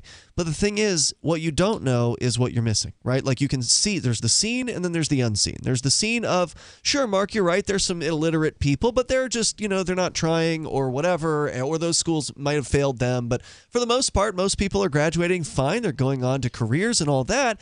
But the thing that is unseen is the potential that's wasted with those people who could have gotten an even better education, maybe an education that was more focused on the things that they wanted to do, rather than, all right, son, do you want to do music? Do you want to do computer? Do you want to do art? I mean, these are the, what do they call them? The electives, for instance, right, that they had when I was in school 20 years ago or whatever it was. None of those things are particularly relevant, like computers maybe, but particularly relevant to real career paths. It's just something to busy yourself with. I think arts and athletics and these sorts of things are extraordinarily important, but that's the difference in what parents may see as far as educating their kids goes. Look, any organization that fails as consistently as government school has failed wouldn't exist in a free market. Only the government would subsidize this level of failure. I understand that teachers have a government school teachers have a Herculean task. This lady who called in, who's, she's right. She had a very difficult task taking these kids of crack addicts or whatever it is. I'm sure she did the best she could. Right. Alexander the Great, when confronted with the Gordian knot, how many people were executed over the Gordian knot prior to it coming? It's a knot you simply can't untie. You can't put these people in with a problem that can't be solved and expect them to do well. I'm not saying the teachers are the problem. I'm saying the system in which teachers are put is the problem. Absolutely true. And to some extent, that system can attract some problem teachers and then keep them there because they get tenure. Anyway, more coming up here, 855, 450 free. But I had some good teachers in government school because they didn't have anywhere else they could go. There weren't any choices in the marketplace. For the most part. It's Free Talk Live. I got my Blink home security system delivered right to my door. I downloaded the app and it walked me right through the easy setup. Even with my complicated router system, I was done in like 10 minutes. Now it notifies me whenever something moves in front of the wireless cameras, or I can just check it whenever I want right from my phone. And I got you a deal. Get 3 Blink cams for what the other guys charge you for 1. Plus, an extra 10% off. Visit blinkprotect.com/FTL. blinkprotect.com/FTL. blinkprotect.com/FTL. What's more profitable, running your business or doing bookkeeping? Doing your business, of course, but you want to keep your books so that you can maximize your tax savings, right? What if I told you that there's a person that's a bookkeeper, accountant, and law school graduate that's also a hardcore libertarian? My name is Melanie Johnson, and I hate the state. I will aggressively help you to minimize your tax exposure and maximize profits, all while staying within the law. Melanie's your best choice for your taxes and bookkeeping needs. Go to tax.freetalklive.com and check out our website, tax.freetalklive.com. The Bitcoin.com wallet is a simple and powerful full-featured Bitcoin Cash and Bitcoin Core wallet that allows you to send and receive either currency with anyone, anywhere in the world. Download the Bitcoin.com wallet for easy and secure access to your Bitcoin Cash. It's perfect for beginners, and the Bitcoin.com wallet makes using and holding Bitcoins easy. No logins are required. The Bitcoin.com wallet is available for Android, iOS, Windows, Mac, and even Linux. Learn more at Bitcoin.com. Cryptocurrencies are successful because of good technology. The liberty-loving voluntarists who founded Zencash in 2017 took the best tech, like zero-knowledge anonymity and decentralized autonomous organizations, and are creating a secure platform for money, messages, and media that can be sent to anyone, anywhere in the world. Zencash is a cryptocurrency dedicated to peace, anonymity, and decentralization. Find out more at zencash.com. That's zencash.com. Is spreading the message of liberty, cryptocurrency, and peace around the globe worth $2 per month to you? As you may already know, in addition to our internet feed, LRN.FM broadcasts on free-to-air satellite across North and Central America, as well as Sub-Saharan Africa. And we've been available on satellite for free 24/7 since 2010. The LRN.FM free-to-air satellite signal is reaching some of the most oppressive regimes in the world, and there's no doubt our ideas are making an impact. You can learn more about the channel's impact by watching the 3-minute video at fund.lrn.fm. If you'd like to help free minds globally with our ideas of liberty, cryptocurrency, and peace, you can donate as little as $2 per month via fund.lrn.fm. You can help us continue and expand our satellite broadcast to multiple continents. Visit fund.lrn.fm today, and thank you for your help. Don't forget to share the link on social media. That's fund.lrn.fm. If you want to know the latest about Free Talk Live before we go on the air, all you need to decide is how you want it delivered. It's your choice. Visit news.freetalklive.com. You can get emailed announcements and participate in contests via our email updates list. Plus, we have a Twitter account that you can follow and a Facebook page where you can become a fan. So visit news.freetalklive.com to get news about Free Talk Live as soon as it's announced and the way you want it delivered at news.freetalklive.com. That's news.freetalklive.com. Looking for a great real estate investment? Consider New Hampshire, which is ground zero for the Liberty Movement. Your first call should be to Mark Worden from Porcupine Real Estate. He's more than just a real estate agent. He's your New Hampshire concierge. Where are the best places to live? Do you want farm, city, the burbs, or forest? Do you want a duplex or multifamily building so that renters pay your mortgage? There are homes in all price ranges in New Hampshire, and Mark can help with financing too. Invest in liberty and property. Mark Worden can help. PorcupineRealEstate.com. What's up next? Visit the Liberty Radio Network program guide to find out at shows.lrn.fm. That's shows.lrn.fm.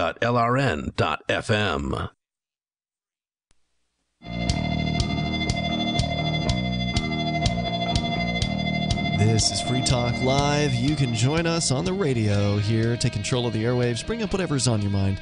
855-450 free like freedom. That's 855-450-3733.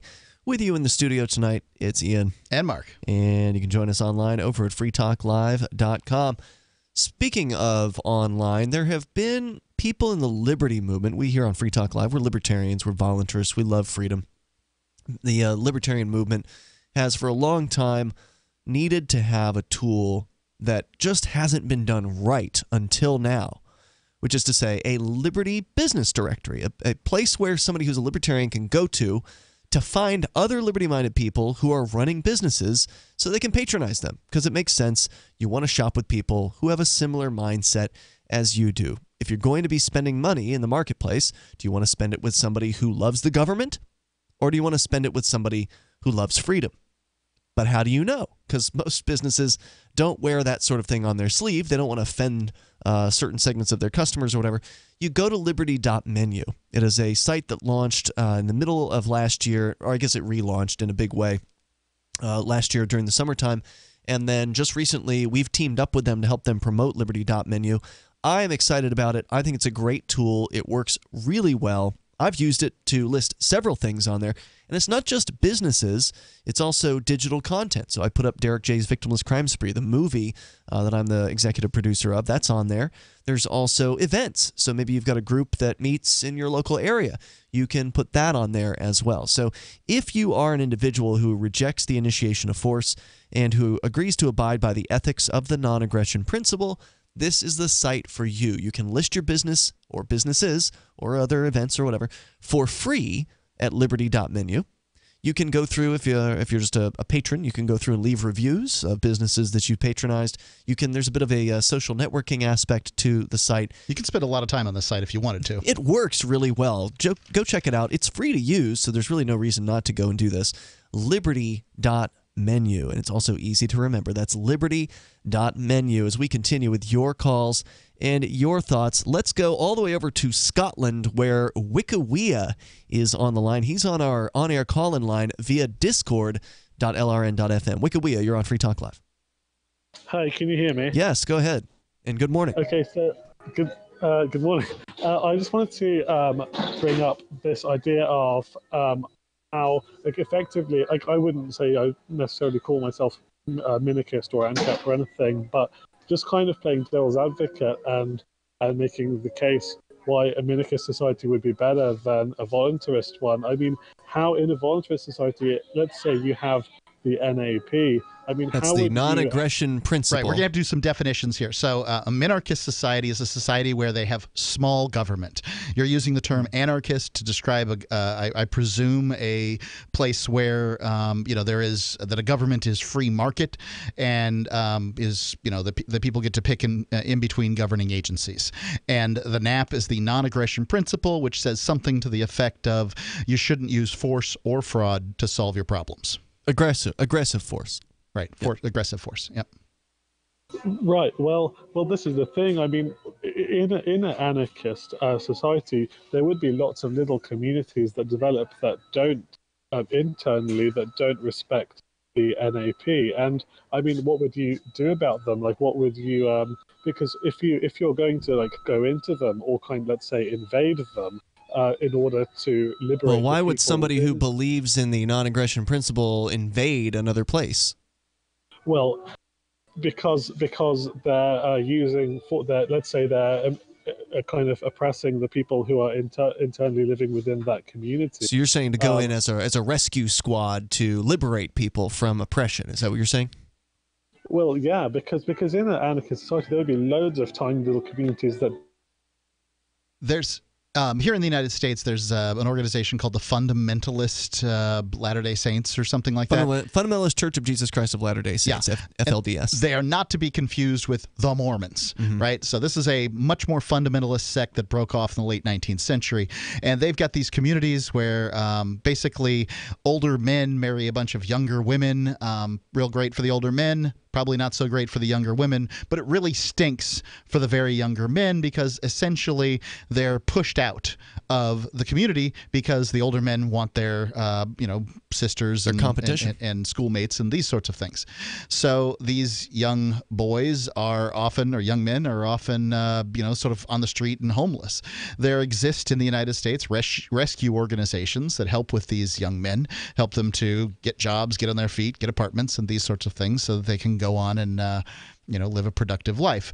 I don't know what every society would look like in the future, but I would suggest that if you go invading societies around the world for their actions on some subgroup or whatever, you're going to find the same results that you get here and now when you say invade Afghanistan because young boys are being used in a pedophilic manner or whatever. Oh, he dropped off the line. Wikiwea, thank you for the call. I guess he got his question out there on the on-air call-in line. I think that just to further answer the question, though, if there are areas in which people are being oppressed and we have people who believe in the ideas of non-aggression, I don't think it's aggression for those people to say, hey, let's go see if we can help these folks. As you say, Mark, maybe that will result in blowback. Maybe that will result in consequences, but at the very least, then the blowback and consequences will likely be more targeted against the people who committed those acts in the first place. Right now, when the U.S. military, for instance, goes over and does whatever it is they do in some other country, the targeting comes back against the whole of the United States. It could be in the form of bombings, like the Boston bombing or whatever, the Boston Marathon. But it's usually people who didn't really have anything to do necessarily with the whatever the incursion happened to be. Whereas if it's a very specific group that is doing these invasions that isn't, part of a national military, if they're just a private group of mercenaries hired by a private group of individuals, then it's more likely that that private group of individuals will receive whatever the blowback is in that case, rather than just sort of dispersing bombings among masses of people. At least it would seem that way to me. If somebody picks on you, you want to know who it was that picked on you, right? Sure. You want to go after that person specifically. But terrorists can't go after the U.S. military. They're too big. They're too powerful. So they just make other strikes against the people that... They do sometimes, and I think what they're trying to do is create an atmosphere where people are not so happy about foreign policy. And to some extent, they've succeeded. I mean, the Americans appear to be worn out when it comes to war. Let's continue with your calls and thoughts. You can bring up what you want. We go to Brian. He's in Indianapolis, listening to WIBQ FM. Hey, Brian. Hello, gentlemen. Good evening. How are you? Good. You're on the air. Go ahead. Yes. I'm hearing a libertarian argument about free market schools. Yeah. The free market model being the best way to educate our children. But I have there's a fallacy in your argument. Let me point it out to you. I want you to do that, What but if hang on. What if you have We're children? We're going to bring you back. You're going to be coming up here in just a moment. We'll let you make sure you get your thoughts out, because I want to hear the fallacy. Absolutely. I want to hear the fallacy and why the free marketplace, which has never been tried in education in my lifetime, would not in this country. Yeah, would be a failure, or there would be there's something wrong with that, because competition seems to me that it would bring up quality and bring down price. Hi, this is Ted Anderson. I'm here to tell you about GCNtelecare.com, a team of board-certified doctors assisting you 24 hours a day, 7 days a week, 365 days a year. Within 15 minutes of registration, care your family can afford. Revolutionizing the healthcare industry, virtual consulting providing diagnosis of non-emergency medical issues by phone or secure video on computer or smart mobile devices. GCNtelecare.com. Virtual care anywhere. Hear that? That's the sound of a house being trashed while a gang of thieves ransack the place. And what they don't steal will be destroyed. This year, resolve not to be the next victim of a break-in. Go to faketv.com and discover a device that creates the illusion someone inside is watching TV, even when you're miles away. Security is a mindset, and Fake TV should be part of your security solution. Be vigilant, but not fearful. faketv.com.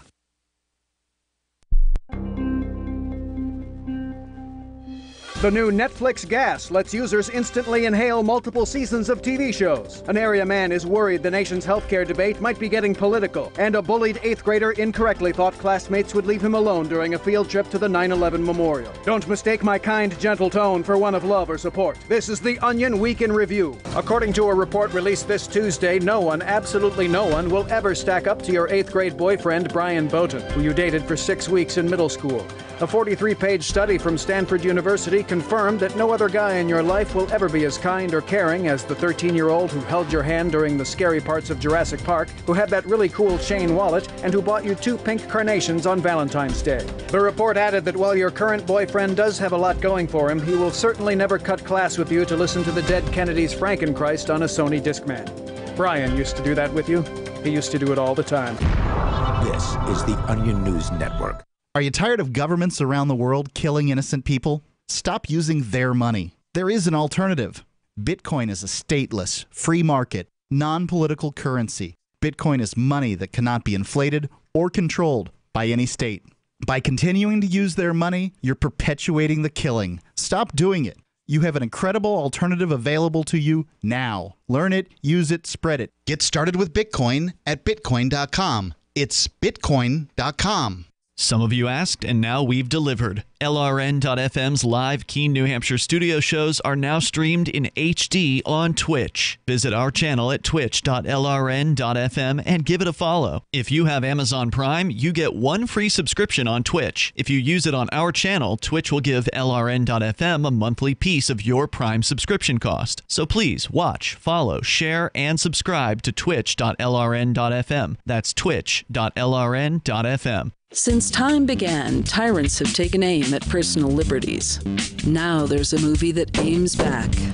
The government has no more right to tell us what to put in our bodies than they have to take our guns or tell us what books we can read. 6 drug police were eaten by bears while raiding a marijuana farm. On your knees, you dirty hippies! Jesus. On your knees! What's the problem, officer? Today, many cops who enforce pot laws do so only because it provides them with cushy jobs, good benefits, and a chance to push people around. I was an undercover narcotics officer. The drug war is nothing but a farce. The Second Amendment says you gotta keep you and your get intact.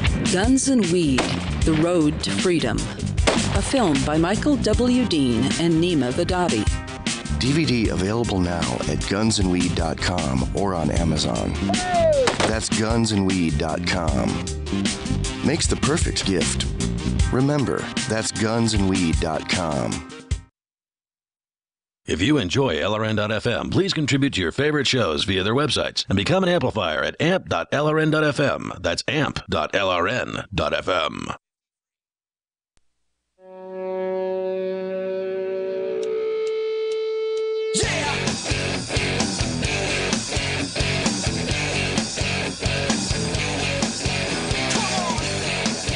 This is Free Talk Live. Dial in toll-free here and bring up whatever's on your mind.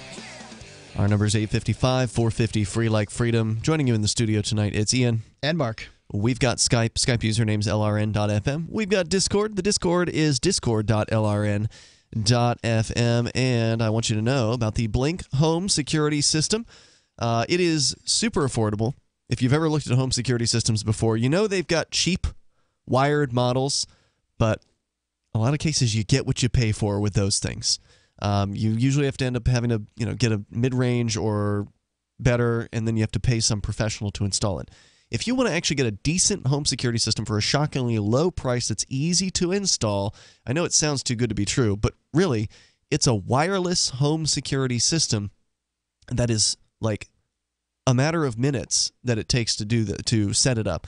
You unbox, you put the batteries in, you set it all up wirelessly via your, say, your tablet or your smartphone, and then within moments you've got your home security system up and running, and it'll send you clips of things that happen in front of the camera during the time frames you specify. Those clips will be sent right to your smart device. It's super easy, and you can get 3 Blink cams for what some of the other guys might charge you for one of their wired cameras. Go and see it for yourself over at blinkprotect.com/FTL. That's /FTL, like Free Talk Live. That's blinkprotect.com/FTL. Let's go back to Brian in Indianapolis. He says he's going to poke a hole or two in our free market education system concept. Go ahead, sir. Well, the fallacy in your argument is based on a market-driven approach to education. We all know that when anyone wants to have a business, the goal is to try to maximize their profits as possible by trying to expand their market toward as many people as possible to sell their product. Sure. Let's say you have students that are for whatever reason don't learn as well as other students. How will you? Well, my point is that. Well, the point is that if you turn the entire educational system from K through 12 into a free market system solely, and you get rid of public schools, then what incentive would any private market-driven school? What incentive would they have to teach those students who are not learning as well as the other ones? What incentive do any businesses have to donate to charity? Well, the point is that businesses right now try to maximize their profit. No, you didn't answer my question. They can. What incentive? Because my question is an answer to some extent to your question, or to your objection. Okay. What you're saying, it's all about maximization of profits, and I'm asking you, why, if it's all about maximization of profits, do businesses donate to charity? Well, why do they? Many times they do it for PR. Many times they do it because out of altruistic purposes. Okay. Yep. Many times they do it because they want a tax write-off. There's 3 reasons why people will be taken care of in a marketplace system. And further, it's not always about maximizing profits as it is about satisfying your customers, because you don't make a profit if you don't satisfy your customers. You understand that, right? Like in business, but you realize that if you don't maximize your profits as a business, you're not going to stay in business very long. As long as your business is profitable, you stay in business. It doesn't matter if you've maximized the profits. So tell me the profit in teaching students that are not doing well academically. Who's going to go into business and have a school targeting underachieving students? This goes back to the teacher in South Carolina, where and by the way, I'm a product of private schools. The only public school in my entire life I ever attended is Indiana University. My entire K through 12 education was at Catholic schools. So I'm actually a living embodiment of what you all are arguing for, a private educated individual. I am a private educated individual. I attended Catholic schools from first grade through 12th grade. I never attended a public school until I went to Indiana University. And by the way, I have 3 degrees from Indiana University. Awesome. I might add. But the point I'm making, but what I'm saying to you is, I am not a government-educated individual. I'm actually going to defend something I never even attended. That's the public school system. I appreciate it. Thank you for taking the time to call in. I mean, no doubt about it. I guess my rebuttal to it would be, when you say academics, what do you mean? Because the government school requirements for me getting out of just to graduate from the Florida government school system, I went for 9 years to private school, and the last 4 I went to government high school were simply addition, subtraction, multiplication, and division. I had covered these by 7th grade. The level that it took to graduate high school in the school in which I graduated, with trigonometry and analytic geometry as my highest level, was simply the level was addition. It was what they called consumer math. It was the basics. So what do you mean when you say academics? Do all kids need academics? My father, who managed to support a family pretty well as a mold maker for Tropicana for 30 years, wasn't exactly the brightest guy when it came to doing math and that sort of thing. But he did manage workarounds for doing his job. He had a mathematic understanding of things, but he didn't know how to do problems and those sorts of things. Academics don't necessarily work for everybody, and a free market would provide, I'm presuming, because we don't get to try this, because we have a monopoly system, and in this academic system, we're told monopolies are bad except for this one. You're going to support we don't have a monopoly system, because I'm the living embodiment of it. I went to a private school. Wait. You didn't have to attend it, but you have to pay for it. My son, who's 10 years old, money comes from, because money's fungible, right? Money comes from his educational fund to educate kids whose parents drive better cars and live in bigger houses than he does. The fact is that he is stolen from on a regular basis to fund an education that he will never receive. Well, the argument with what you're saying is, do you want to live in a society where the majority of Americans have access to education?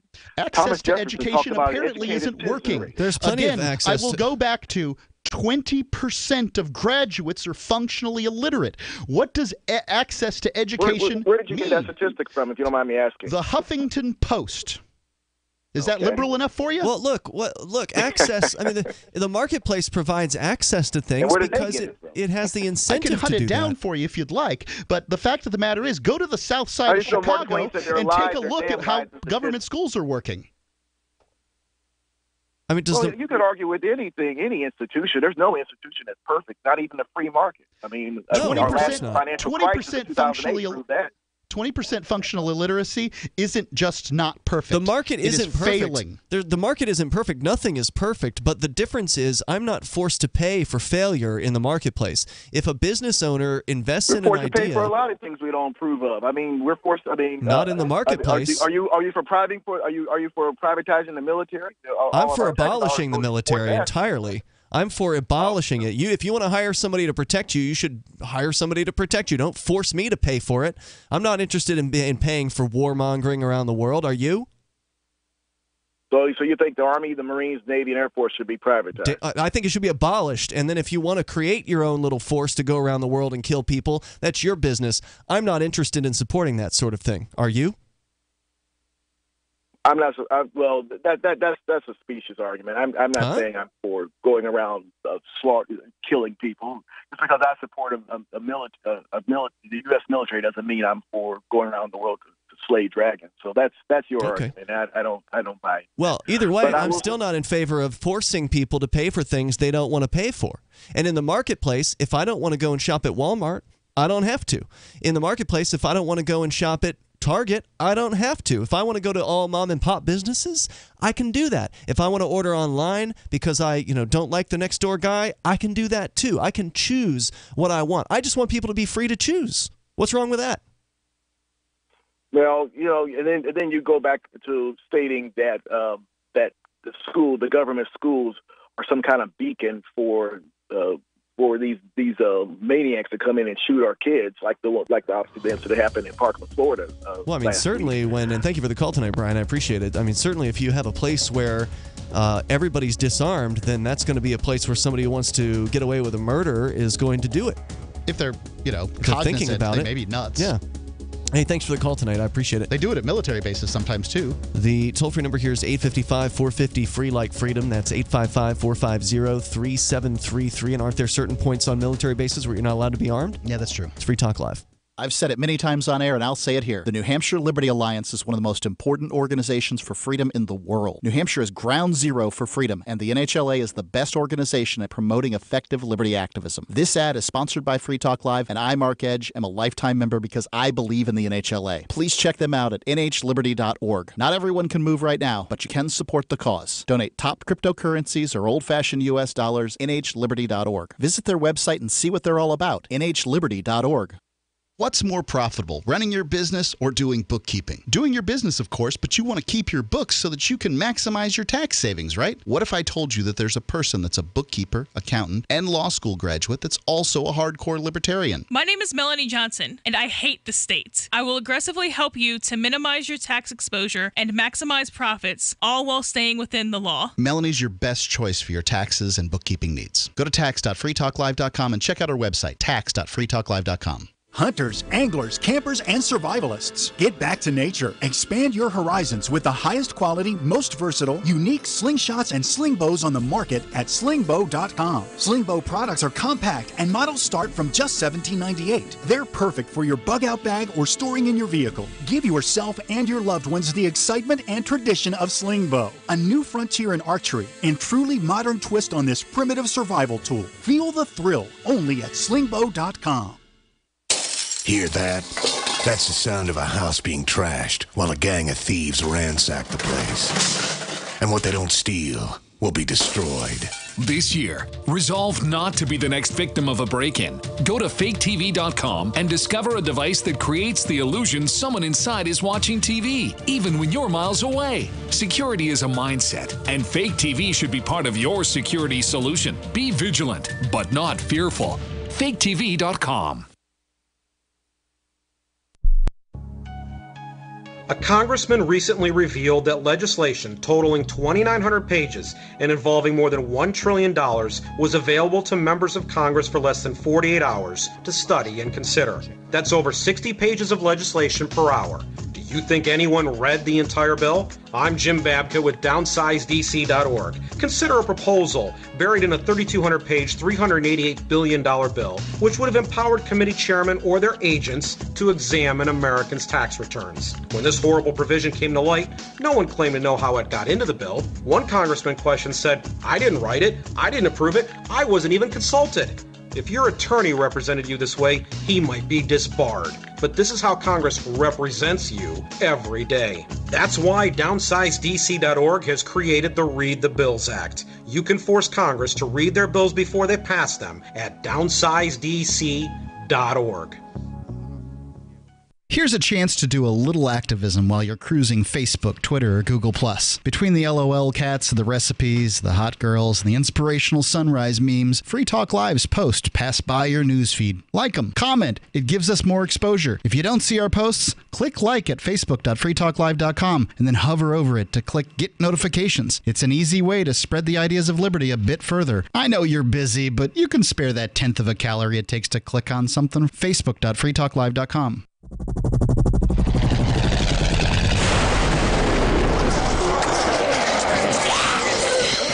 In Survivor Max 2, School Bites, Max must scavenge through a wasteland swarming with the undead. Desperate to find the medicine he needs, he discovers a community of survivors at his former school. Has he finally found the safe haven he's been looking for, or will he discover that school bites? Look for Survivor Max on Facebook, read reviews on Amazon, and read Chapter 1 at survivormax.com. Join the LRN.FM Discord for live chat 24/7 at discord.lrn.fm. That's discord.lrn.fm.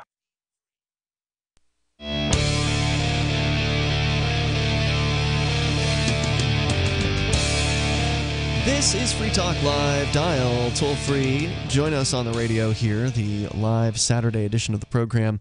Our number is 855-450-FREE, like freedom. That's 855-450-3733 in the studio tonight. It's Ian. And Mark. And don't forget, you can join us online over at freetalklive.com. We do have the AMP program, so for those of you that want to get behind Free Talk Live and help us be heard on more radio stations around the country, bring the show, bring the messages of freedom and peace and cryptocurrency and liberty to as many places as possible, please become an amplifier.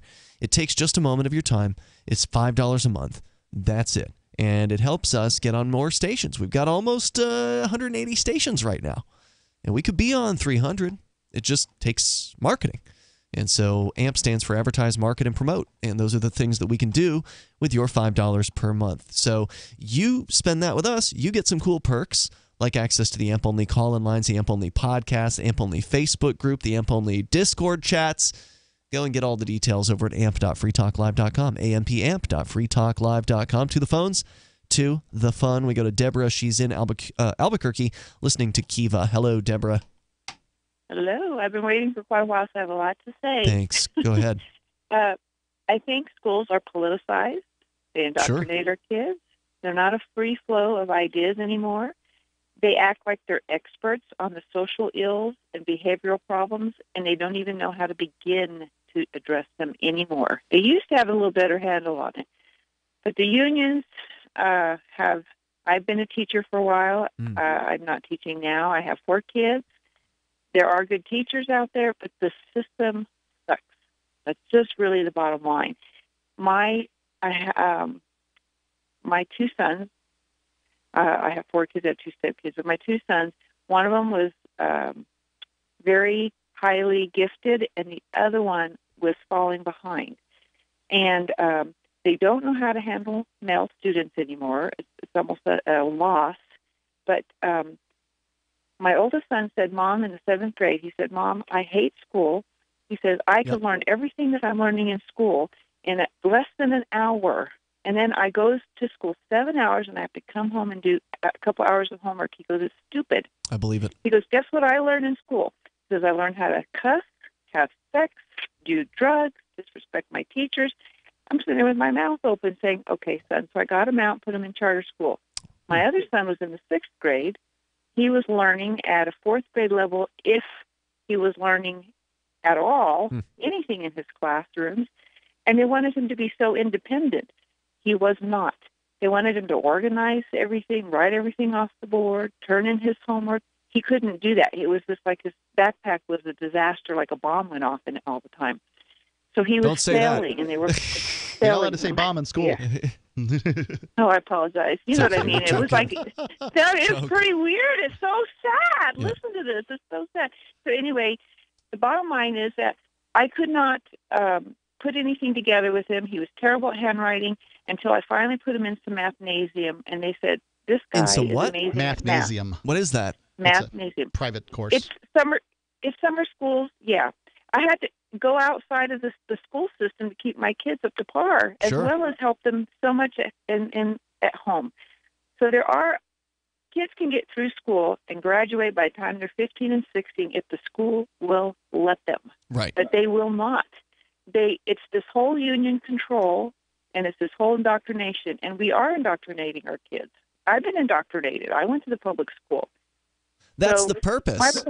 I mean, that's part of the purpose is to indoctrinate the youth into believing in the government, believing that the state is its friend and it's necessary, and that cops are your friends, and that all kinds of propaganda comes out of government schools. All kinds of propaganda. But I will say this. Okay, this is a little different. This is off subject because you brought it up. I do believe that the military has a role, and America would not be here today if we did not have a strong military. There are some problems with it, I do agree, but for the most part... Why would America not be here if there was... what was the incident? Which war would that have been? Germany, Japan... neither of which invaded the United States.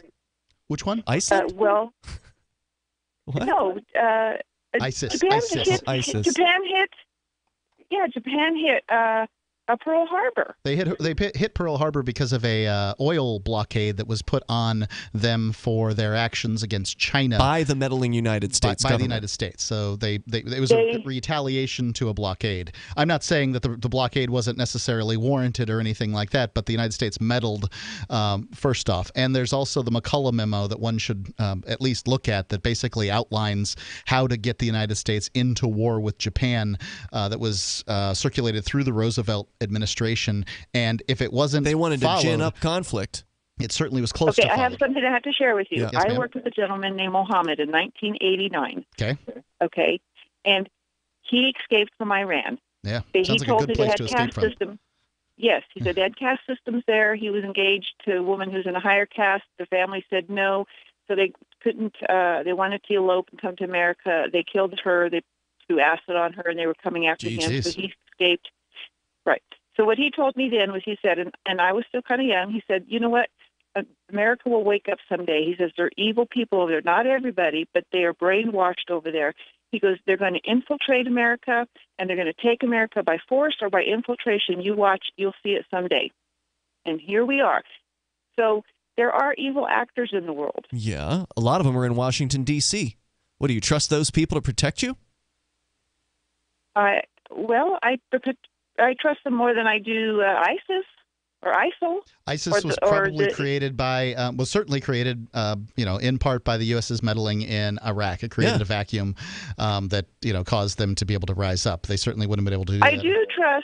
I do distrust the government more and more because they have nobody to hold them accountable. I will say that. I think that they have lost their way, and we don't throw them in prison for breaking the law. You can't. They would have to throw themselves in prison. So you're right. They don't enforce their own rules upon themselves, and so therefore they do not. You can't. If you can't trust the government in one area, you can't trust them in any area because they are completely insulated from anything but criticism. I mean, at the very least, we have the ability to criticize them here in the United States. But if you try withholding your funds from them, they're going to come after you and put you in a cage. I believe that the military is largely full of good people whose betters, whose superiors in the military. So is the Postal Service, Wait a second, but they still suck at delivering the mail. Their operatives, the people that are above them are basically men with hammers looking for nails, and the people above them, the politicians, are liars and thieves. Not to say that they're not good people in the military, it's just that they're in a system that is flawed from the top to the bottom. And Eisenhower, a great U.S. general, warned us of the military-industrial complex. I don't think the average person really understood that warning. Smedley Butler. What did he say? War is a racket. The most decorated Marine in history, warned something similar. And we don't really have access to a way to stop it. The politicians decide what's going to go on in foreign policy, and we don't. Well, that's the problem right there. Is we do need to have a military to protect the United States. But what has happened is, like everything, they have politicized it. Look what's going on in Mexico. They've taken away their gun rights. They've taken away their land. They own all of the utilities. They own all the gas. They own all the banks. That's what's slowly starting to happen here. We need to grope together and do something to say no more. I don't know how it's going to happen. I am with you on that point, Deborah. Thank you for the call tonight. I appreciate hearing from you. One of the ways I'm saying no more is I moved to New Hampshire as part of a migration, a New Hampshire freedom migration of libertarians and voluntarists, liberty-loving anarchists, people who care about freedom, who are saying no more. And a lot of us believe in secession. A lot of people say, you know what? What's the point of this federal government? What is it? Do you a favor? No, it doesn't. It just rapes and pillages and extracts wealth and obedience from people, and it's just absolutely horrible. I think that the federal government does do things through its pillaging to sort of distribute bread and circuses to the American people. This is a higher standard of living than the vast majority of people around the world enjoy. But that's because of the marketplace, not because of the government. There's money brought in. I mean, the State Department has all kinds of rules that make it difficult for other countries to operate in the marketplace. Money flows to the United States government as a result. The U.S. dollar is the world's reserve currency. I'd be willing to say that the average person does receive some benefit, but at what cost? When you look at what's going on in Syria, everywhere in the Middle East. The cost is incalculable because so much wealth is siphoned off the top of the productive people in this country. To suggest that there's any kind of benefit to that is absolutely insulting. It's not a benefit to have a group of men and women who you don't know stealing your money from you and then spending it on things like blowing up innocent people around the world. There's no benefit to that. The reason we have a nice life in the United States is because generally the government here over the last 200 years has been more hands-off than other governments in other places, and we're coasting on a lot of the wealth that was created in that time frame. More coming up here in moments. We got a full hour to go here on our live Saturday edition, and you can join us. This is Free Talk Live. It's about time something new came along for better selling and buying online. And I found it. What now, Marge? It's buysellmakeoffer.com. Never heard of it. It's a brand new company. That's why you've never heard of it. It's the newest and best way to sell any products online. I did all the research. Sell my car? Yes. Our home? Yep. My golf bag? Your golf clubs. All of them. How about your purse collection hoard? Hey, now. You said any product. You're right. I did. We get 30 days free. Really? Packages starting from only $9.95. And buysellmakeoffer.com will never charge item fees, ever. Never. And this is cool. Listen to this. You can even use Skype or video to show your items. That's cool. Yes. All we have to do is go to the website, sign up, and then load our stuff to sell. I love this site. Buysellmakeoffer.com. Buysellmakeoffer.com. You got it? Buysellmakeoffer.com. Buysellmakeoffer.com. Better selling, better buying. I love My Magic Mud. I drink a lot of coffee. I had stains on my teeth. Then I found My Magic Mud, and I was told it would remove stains. So I paid attention when I brushed the first time. My Magic Mud is black tooth powder, and the difference it made in my teeth in one application was noticeable. With 4, my teeth were as white as you normal folks out there. Please go to mymagicmud.com and buy a jar. There's 150 applications for $25. You can use Bitcoin, mymagicmud.com.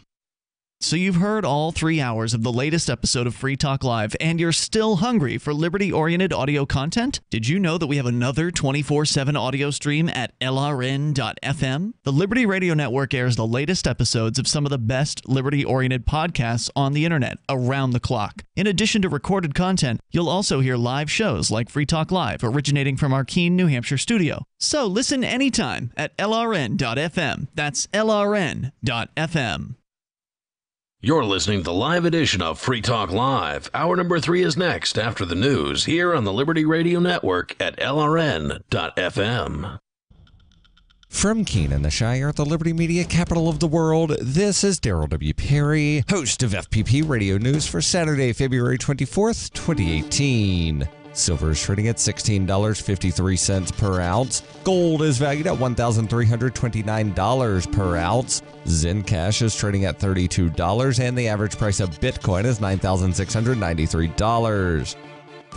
Antiwar.com reports President Donald Trump has promised to impose a new round of sanctions targeting North Korea that will likely be by far the largest ever sanctions. However, reports from the Treasury Department suggest that the sanctions would target 1 person and 28 ships. Promises of record new sanctions are common, though the reality is that the U.S. has had no trade with North Korea for years and subsequently nothing to really cut off. Instead, sanctions usually boil down to threatening Chinese banks or ships that deliver things to North Korea. Much more ominously, President Trump threatened a phase 2 if the sanctions did not work, declining to go into detail, but saying it would be very, very unfortunate for the world if the U.S. went that route. Presumably, this is the latest in a long line of threats to attack North Korea, though it comes not long after recent admissions from other U.S. officials that no such plans are ready for attacking North Korea.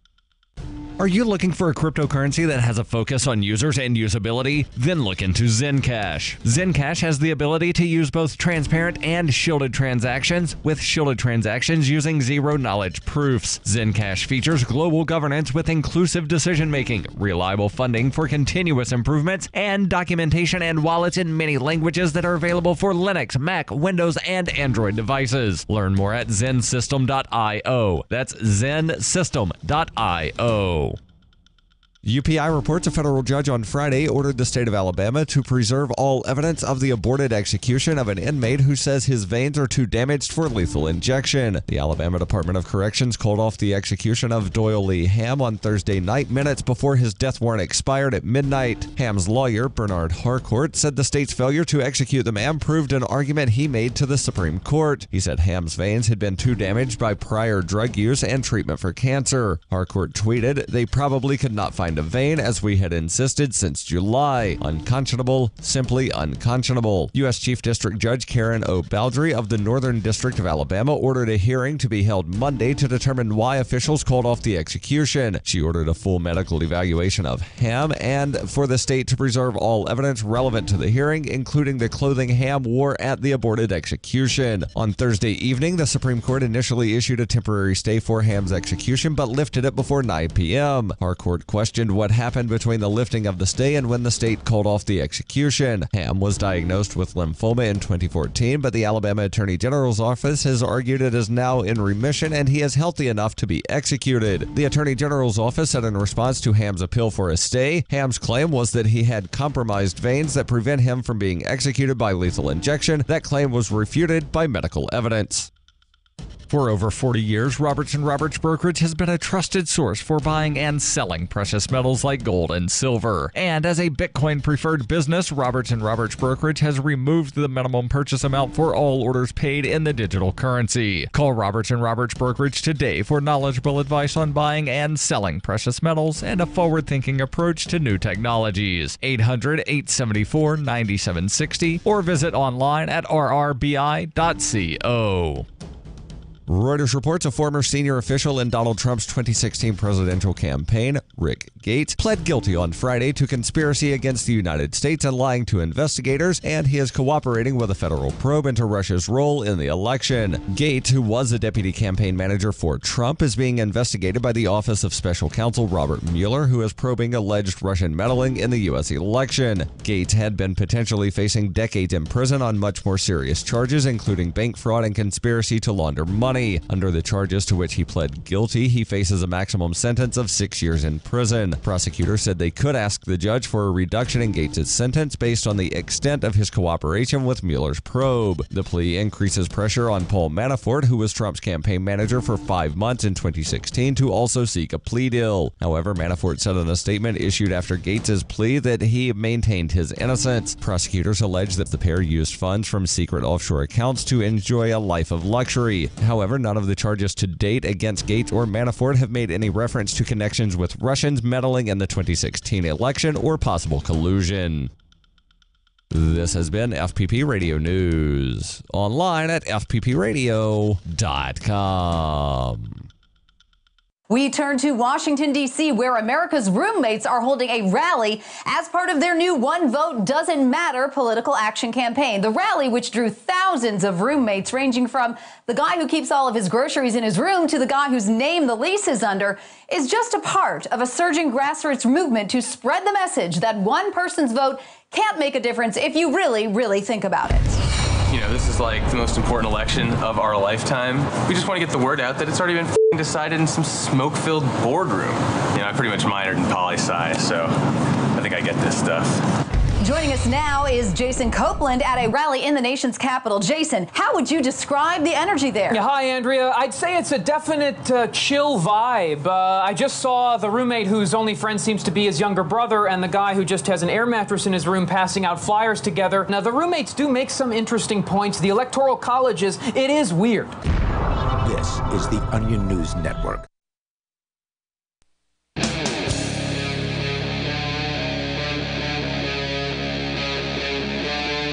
Free Talk Live.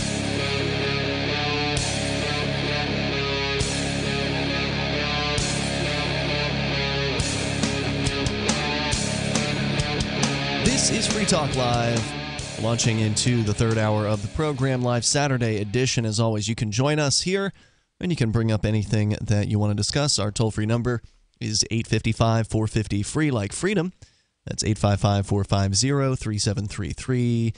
And the discussion so far tonight started with the school shooting in Florida, went to sort of the larger topic of government schools in general as compared to what some of us on Free Talk Live would like to see, which is a market-based education, competition for education where, anybody who wants to can start a school or, do whatever they want in the field of education. And if they can get customers, then great. And then we would all have different options in the market that we could choose from.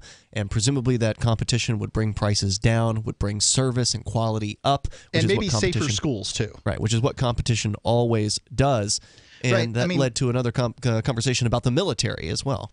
Yeah, I think it's it seems pretty obvious that the government school system, which is a monopoly-funded system, as one of our callers wanted to make sure that I was clear on. You don't have to go to it.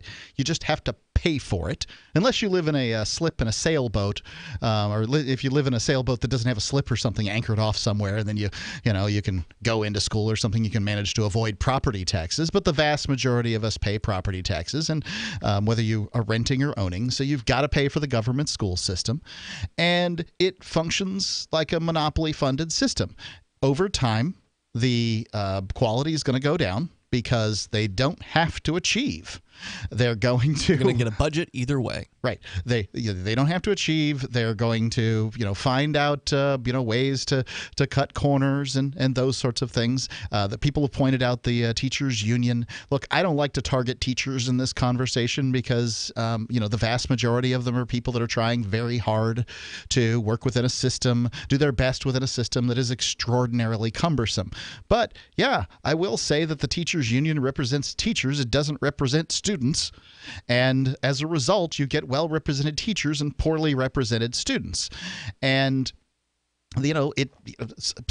like all monopolies, service stinks. Customer service is quite bad. Costs go up and up and up over time, and efficiency deteriorates. All of these things are true with our government school system. All I'm proposing, and I don't think this is nuts, is that we take what we know from the marketplace, which is that competition increases efficiency, and we apply it in an area that's as important as education is. If you apply it in this area, you will probably see schools that cater to the individual far better. And I'm not saying that every school is going to be right for everybody. Caters to the individual, that it's going to provide a safer environment because there's not going to be so many kids jammed in one area.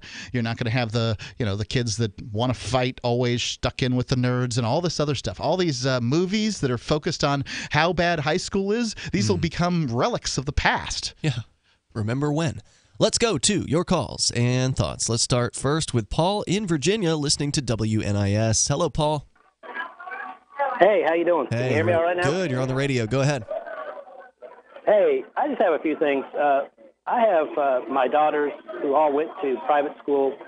Two of them became teachers for public school.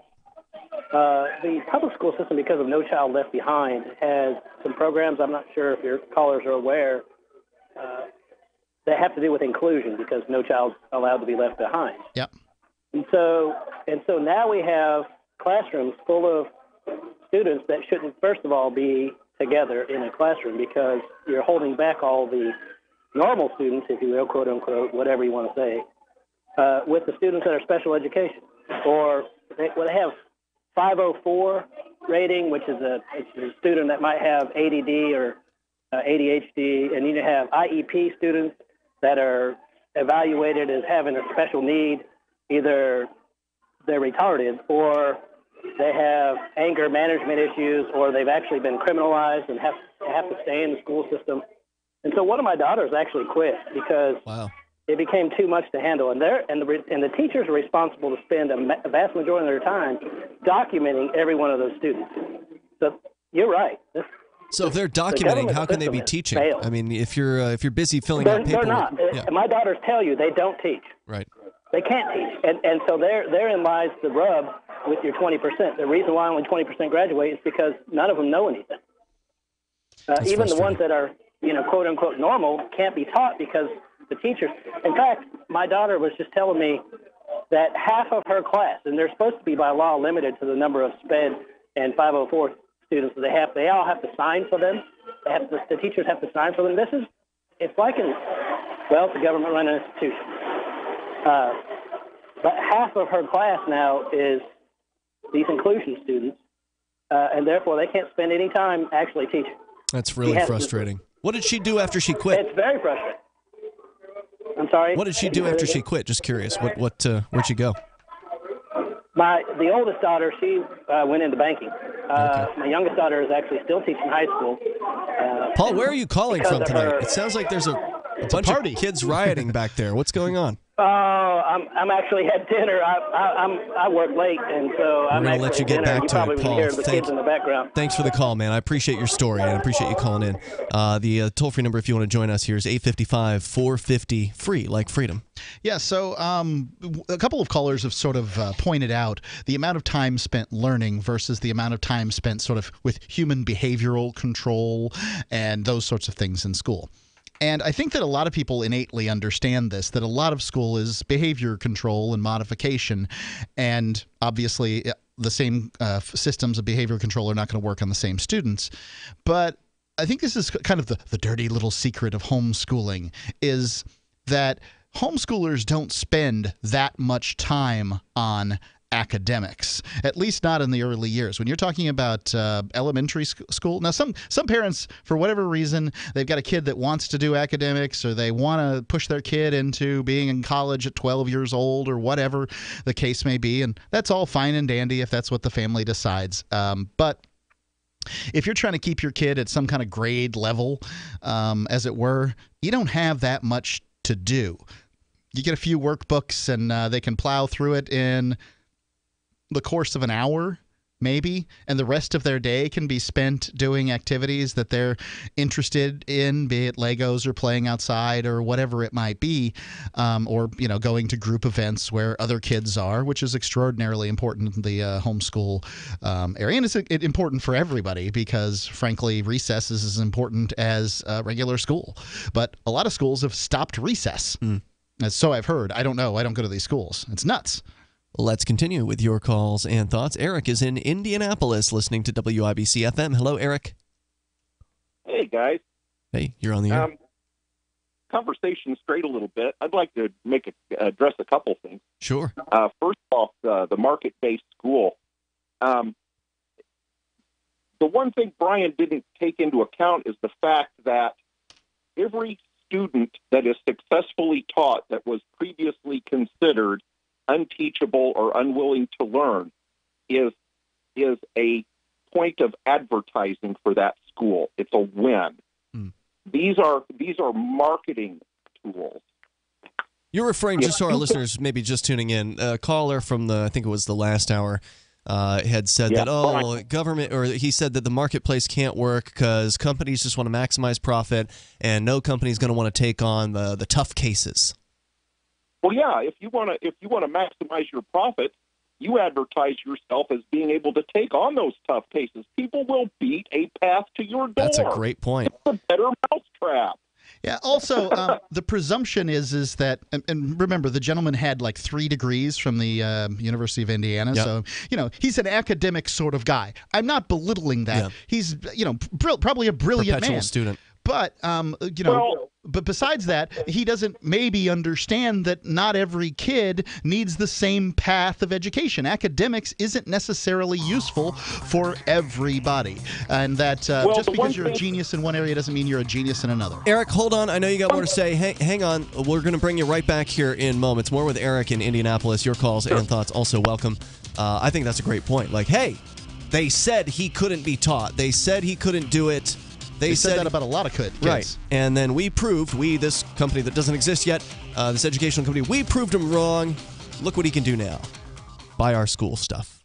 And not to mention the shedding, I would vacuum the carpet 3 times a week. Frodo was scratching all night long, bouncing on the side of the bed, keeping me awake the whole entire night from all the scratching and chewing. It kind of makes you neurotic. Does your dog itch, scratch, stink, or shed like crazy? Mounds and mounds of fur all over the place. Come to Dinovite for help. DINOVITE.com. If you want the dog to be healthy, you got to feed it something healthy. Dinovite is nutrition. The omega-3 fatty acids. Flaxseed, zinc, alfalfa. Our vitamins and enzymes replace the nutrients cooked out of most commercial dog foods. He gobbles it up. He's not up all night scratching. His shedding is minimal, and it is such a pleasure to have my calm, relaxed, non-shedding puppy back. And I have to thank Dinovite for that. Don't let your dog itch, scratch, stink, or shed like crazy. Come to Dinovite for help.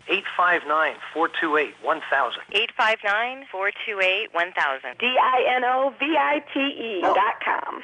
I got my Blink home security system delivered right to my door. I downloaded the app and it walked me right through the easy setup. Even with my complicated router system, I was done in like 10 minutes. Now it notifies me whenever something moves in front of the wireless cameras, or I can just check it whenever I want right from my phone. And I got you a deal. Get 3 Blink cams for what the other guys charge you for 1, plus an extra 10% off. Visit blinkprotect.com/FTL. blinkprotect.com/FTL. blinkprotect.com/FTL. I've said it many times on air, and I'll say it here. The New Hampshire Liberty Alliance is one of the most important organizations for freedom in the world. New Hampshire is ground zero for freedom, and the NHLA is the best organization at promoting effective liberty activism. This ad is sponsored by Free Talk Live, and I, Mark Edge, am a lifetime member because I believe in the NHLA. Please check them out at nhliberty.org. Not everyone can move right now, but you can support the cause. Donate top cryptocurrencies or old-fashioned U.S. dollars, nhliberty.org. Visit their website and see what they're all about, nhliberty.org. Why did you move to the Shire? I moved here to the Shire because there's other people around who take liberty just as seriously as I do. I moved to the Shire because I saw videos of people challenging authority and thought that I could get support myself. It called to me, like, do this right now. I wanted to be around people like me who got it, and once I got here, I knew there was nowhere else that I wanted to be. I've always wanted to change the world, so I moved to the Shire to join people who were actually working towards doing the same thing. The people here are awesome, loving, and positive. It was for the adventure and for the feeling of something important is happening here, and I just wanted to come to sort of be part of that. Visit ShireSociety.com to read and sign the Shire Society Declaration and learn the reasons why, if you love liberty, you should immigrate to the Shire. Plus, add yourself to the Shire map at ShireSociety.com. That's ShireSociety.com. LRN.FM is proud to announce our official listening apps for Android and iOS devices. Now you can easily tune into our streams anywhere, anytime on your smartphone or tablet. Just visit apps.lrn.fm or search for LRN.FM in the Android or Apple app stores. Please download, rate us 5 stars, then share the link on your social media and let your friends and family know how you're listening to LRN.FM. Download it now, free at apps.lrn.fm. Ross Ulbricht was convicted in early 2015 of running the infamous Silk Road Underground Market. The Silk Road was a gift to humanity and helped reduce the harms brought on by drug prohibition. For this good deed, Ross has been sentenced to life in prison with no possibility of parole. Now, an appeal is Ross's only chance, and he needs your support. Please visit freeross.org, where you can contribute via various methods, including Bitcoin. Visit freeross.org. That's freeross.org.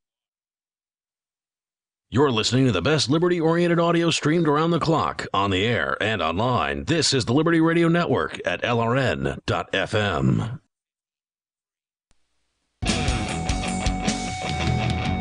We're back with more Free Talk Live, and it is the live Saturday edition of the program. As always, you can join us on the radio here. Take control of the airwaves.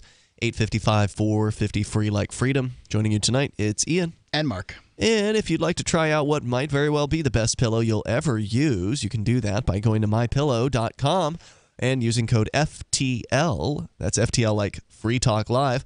You'll get your MyPillow at half off. Why MyPillow? Well, it's designed to fit to the shape of your body and to hold your neck in the proper position. We've been using ours for a couple years now, Mark, and they're a great pillow. Yeah, they are the best pillow. As a matter of fact, been traveling for the last couple of months. I've been missing mine in Mexico. Oh, no, I brought mine with me. You did? Yeah, just stick it right in the suitcase. It flattens out nice and then pops back out. That's a great idea. Unfortunately, I have a bad habit of forgetting them in hotel rooms. Yeah, you've forgotten it. Getting to be an expensive habit. Anyway, mypillow.com, and you can't exactly turn around and go back to Mexico very easily. No, they're not going to send it to you. MyPillow.com, code FTL. It's washable. You can put it in the washer. You can put it in the dryer. It's designed for that. And if you don't like it for some reason, within the first 60 days, you can send it back to the company. They'll send you your purchase price back to you. But if you do like it, then feel good because it's got a 10-year warranty backing it up. MyPillow.com, code FTL for half off. As we get back to Eric in Indianapolis, he's talking to us about the marketplace, how the market could improve education, and his thoughts on that. Go ahead.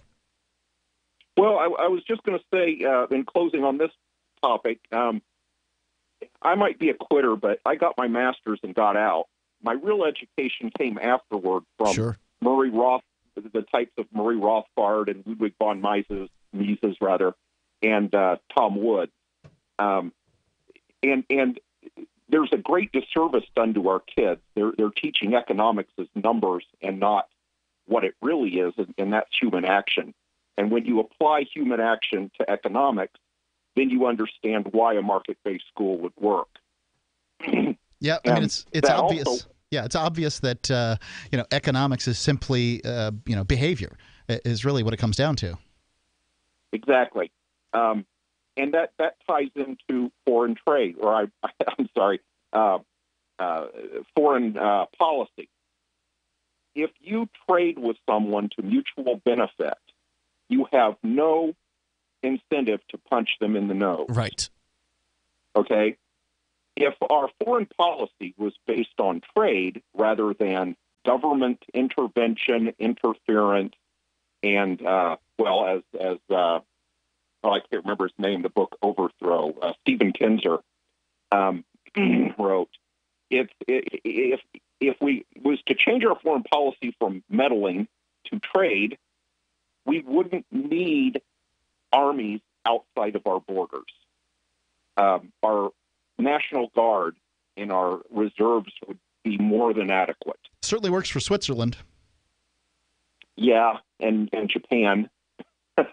Well, I think Japan's trying to arm up a little bit. They're getting pretty grumpy with North Korea and China. Yeah. Didn't work out last time for them. Well, it would have worked out for them. Japan would have been in charge of China if the United States hadn't stepped in. Now, would that be a better or worse thing? I can tell you that Mao Zedong came along and wiped out a hell of a lot more people than Japan did. Yeah.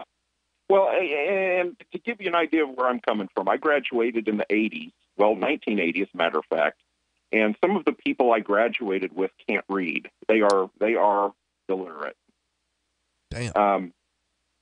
And some of my closest and dearest friends are that way. But rather than saying, oh, wow, you have a learning problem, it was, here, we're going to put you in remedial classes and punish you. So naturally, they have a horrible taste for anything related to education. Right. And it's a real shame. I agree completely. But anyway, that's all. Great That's call. all I had. Eric, thanks for sharing your thoughts here tonight. There's no doubt that the government schooling system absolutely saps young people of their interest in learning. I mean, when they're young, they're bright-eyed, very interested in the world around them, and then you put them in a government school, and by the time they're in middle school, generally, that's about over with. The toll-free number here tonight is 855-450-FREE, 855-450-3733. And that doesn't have to do with just because they're a teenager, now they're rebelling. No, it has more to do with the school system is terrible. Most of the students within it know that, and they don't have any other options. There's nothing else for them. I mean, they can go online now and learn, thank goodness. So there is that. I'm curious about this teenage rebelling thing, because it seems like a relatively new phenomenon. Maybe there's just not a lot of documentation historically about it. Certainly young men have been prone to wander and things like that. But, I mean, are we simply taking adolescents, or what you could call biological adults, and attempting to childify them, if for lack of a better word, infantilize them, although you're not trying to treat them like infants.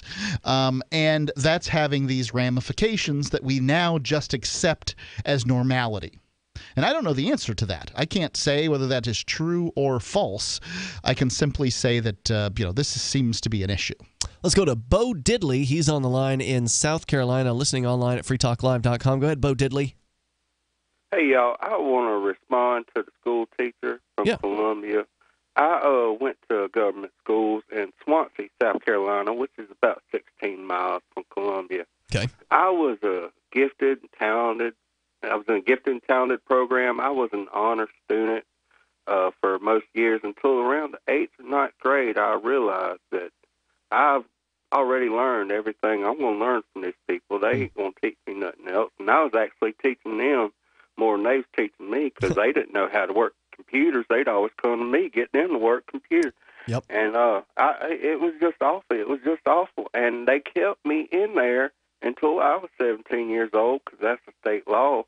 And that was 5 years of my life that I could have spent advancing my career and getting a head start, but instead they held me in there against my will just to justify to keep stealing the money from my family, which was $8,000 a year for 5 years. Just think what I could have done with my life in those extra 5 years and what my family could have done with the money that they stole from us. It's Great point. just awful. It's hard to think about those things because, what are the potentials? Again, it comes back to the unseen, the seen and the unseen, the people that point to their government education and they say, look how I turned out. Well, you're saying, hey, look, I wanted to do something different and I was forced to stay in a system that was not benefiting me. And that is so unfortunate and so tragic.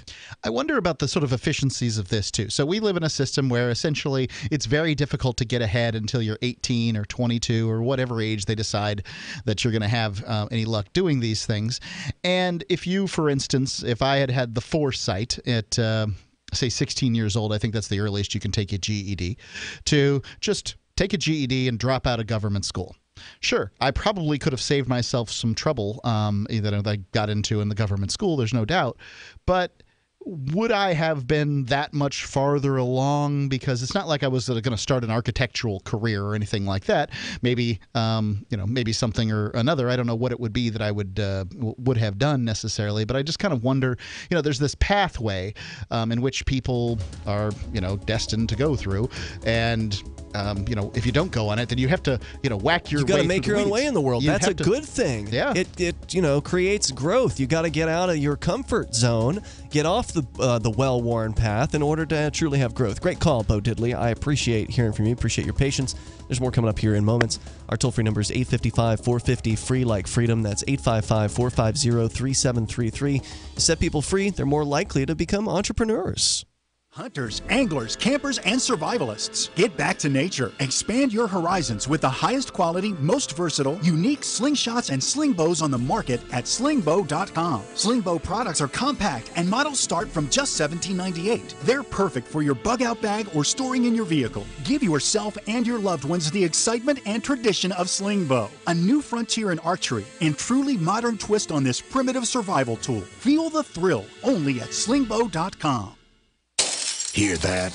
That's the sound of a house being trashed while a gang of thieves ransack the place. And what they don't steal will be destroyed. This year, resolve not to be the next victim of a break-in. Go to faketv.com and discover a device that creates the illusion someone inside is watching TV, even when you're miles away. Security is a mindset, and Fake TV should be part of your security solution. Be vigilant, but not fearful. faketv.com. So the protection of life, liberty, and property is what the Free State Project is all about. But it's an effort to move 20,000 people who understand. It's about demonstrating to the entire country that, yeah, we can have a free market, a truly free market. Making it just a freer, great place to live. It's the world's largest voluntarist libertarian community, and it's only getting bigger. That's amazing, to be able to move to a place where other people passionately believe in being free and independent. What the Free State Project is managing to do, though, is to put their money where their mouth is. It's physically getting up across the country and saying, let's go someplace and let's demonstrate the power of these ideas. There's a lot of kind of philosophy that surrounds liberty. There's a lot of thinking about it and talking about it. But here in New Hampshire, people are doing it. 101 Reasons Liberty Lives in New Hampshire, a documentary by Free State Project Early Movers. Watch it free at 101reasonsfilm.com. 101reasonsfilm.com. So you've signed the Shire Society Declaration and are planning your move to New Hampshire to be around more liberty-oriented people. Next, sign up for the Shire Society Forum at forum.shiresociety.com. There are a bunch of people there who are already in the Shire, and they want to meet you. If you're already in the Shire physically, you should also come by the forums. Remember, not everyone uses Facebook. New people are signing up for the Shire Society Forum every month, so drop in and say hello at forum.shiresociety.com. There are lots of ways to listen to Free Talk Live. Our podcast has been around since podcasts began, and now the FTL feed is loaded with content besides our full show archives. Did you know that we make it easy for you to customize your podcast subscriptions? We have different feeds, one that includes only our full shows, one with just the Daily Digest, and one with just the Edgington Post. You decide what you listen to. It's quick and easy to customize your feeds at feeds.freetalklive.com. That's feeds.freetalklive.com. There is no such thing as attention span, according to Jerry Seinfeld, who figures that people have an infinite attention span if you are entertaining them. Hey, he's kept us from channel surfing for several decades, and now he's making more millions as a Las Vegas headliner. With money and attention so scarce now, effective communication skills have never been more important, especially if you're looking for work. So choose every single word as though it was the last word the person you're speaking to will hear. Otherwise, it might be. Avoid redundancies such as added bonus, advance warning, end result, prior history, or personal belongings. And avoid cliches like the plague. Just kidding. For more tips, hit survivalspeech.com. I'm Holland Cook. Do you love Twitter? Make sure you favorite the LRN.FM Twitter account so you can receive our tweets at twitter.lrn.fm. That's twitter.lrn.fm.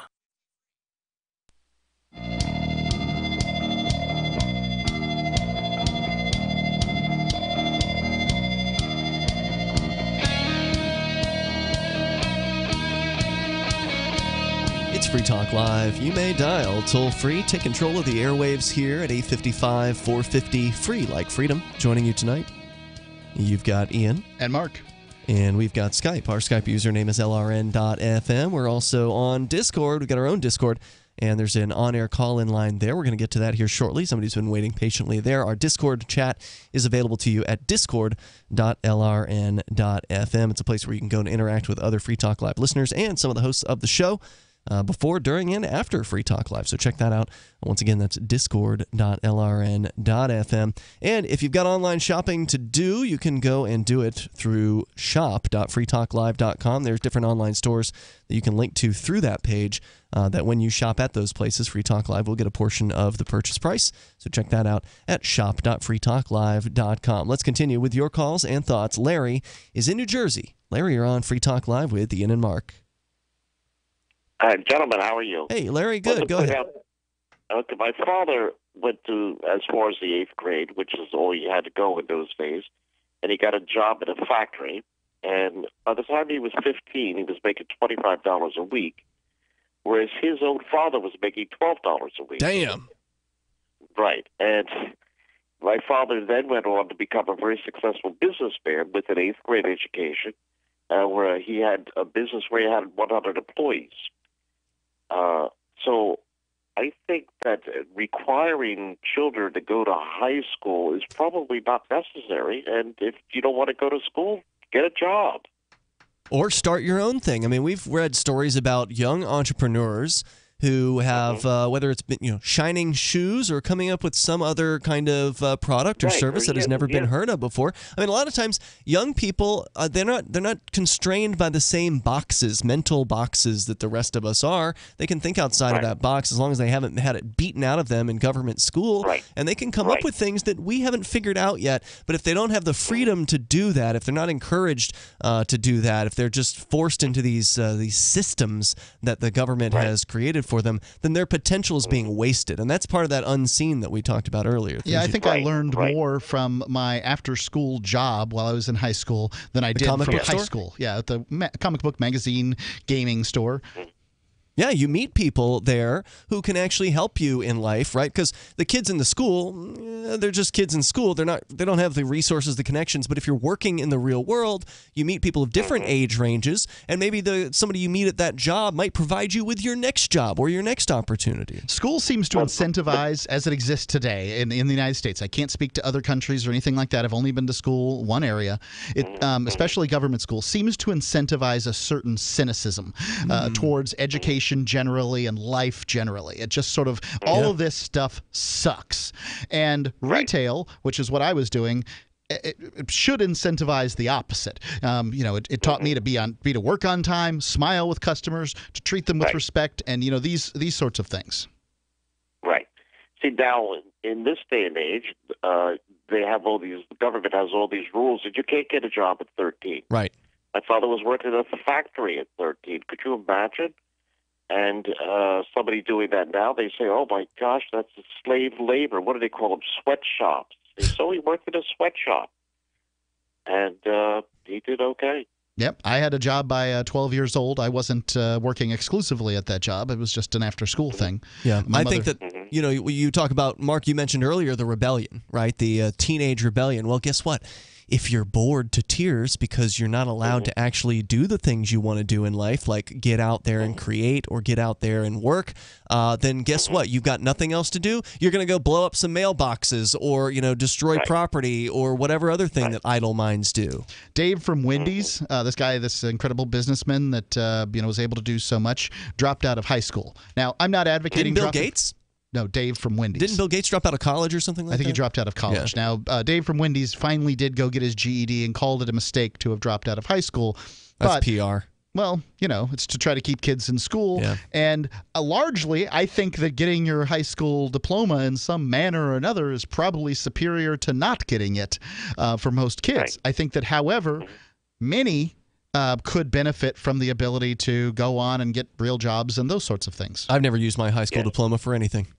You mean like writing it down? I couldn't even tell you where it is. Yeah, I think that. Also, I wanted to point out, gentlemen, that concerning the shooter, the general deterioration of civilization, that I've done some research and I've found that the common thread amongst civilizations declining is the debasement of the currency.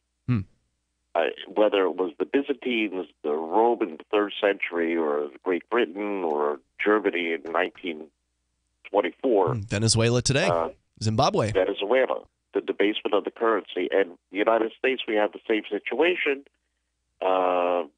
Where just this past year, the Federal Reserve printed $106 billion new dollars.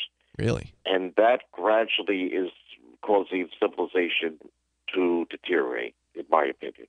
It certainly doesn't do good things. What do you think the correlation is, or the causation is there? You're claiming causation. So what do you think? The correlation would be that the federal government could never have gotten so powerful without debasing the currency. That's true. They could have never gotten so big. They could have never gotten so intrusive. We could have not have afforded to go to wars. It's the Federal Reserve that financed World War I, which was a mistake. And it would have never been a World War II. It would have never been a depression. And all this from the intervention of the federal government. Yeah, you're spot on, Larry. Great call tonight, man. I appreciate the stories and the thoughts. Thank you, sir. The toll-free number here is 855-450-FREE like freedom. And that's another thing they don't teach you in government school. They don't teach you about the history of money. They don't teach you what money is at all. Right. They don't teach you about the truth about it. They give you this one phrase and have you memorize it, the full faith and credit of the United States. I don't remember memorizing that. What is the currency backed by? The full faith and credit of the United States. They had you memorize that? What the hell does that mean? Yes. Didn't happen to me. It's just a non-functioning statement. Yeah. The full faith and credit of the United States. It doesn't. Here's what the currency is backed by. It's a Federal Reserve note. A note is a note promise of to pay, debt. Right? It's a promise to pay. But they're not even promising that.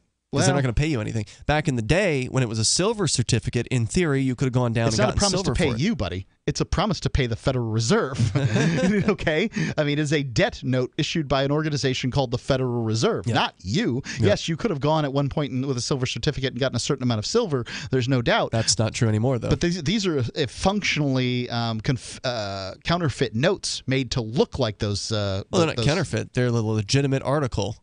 They're just not really anything else. I say they're counterfeits of the silver certificates and money that was backed by currency because it looks just like it. It does. Except it doesn't say silver certificate on it. Basically, it's counterfeit. If you go and make a bill that looks too much like a Federal Reserve note, the Secret Service is going to come and find you and drag you off to jail. That's true. They made a bill, they made a piece of paper that looked a great deal like a silver certificate, and they said, this is it. This is money. There you go. And so, there you go. Yeah, and certainly he who controls the money is the person or the group of people that control everything, basically. Yeah. And Larry's absolutely right. I wanted to say what the Federal Reserve note is backed by. It's clearly backed by your labor. It is a slave note. So, what is a slave? A person who's the fruit of whom's labor you control, right? That's that is controlled by a master. If you are required to give a certain percentage of the fruits of your labor to an organization, that organization is claiming domination over you. You are bound to it. And in the case of citizenship, that's all we're dealing with now. Now, is it a much better bondage than 18th century chattel slavery? By More God, comfortable? It sure is. It's a heck of a lot better than that. But that doesn't change the fact that you're just talking about a kinder, gentler serfdom than what has gone on at points in history. And Americans just happily seem to put up with it. That's the problem. I freed 1,000 slaves. I could have freed 1,000 more if they'd only known they were slaves. The slavery is so much more subtle today. It's hard to convince somebody of what you're saying. Yeah, it's true. I've heard it called conspiracy theory. I mean, it seems obvious what I'm saying. There's no point in it that you can refute. We will continue here in moments. We got time maybe for you if you get on the line right now. If you want to get on the radio with us here on Free Talk Live, our toll-free number is 855-450-FREE like freedom, 855-450-3733, Free Talk Live. Does your dog itch, scratch, stink, or shed like crazy? Come to Dynavite for help. Order a 90-day supply of Dynavite. Dynavite for life. Pick up 2 tubes of Doggo Suds. Get the 3rd tube free. Peppermint, tea tree, lavender, Doggo Sud shampoo. Made with all-natural coconut, jojoba, aloe. Great for healthy skin and soft, shiny coats. But no itchy, harsh chemicals. Lather up, rinse away. Try Doggo Suds. Buy 2, get 1 free. At Dynavite.com. DINOVITE.com.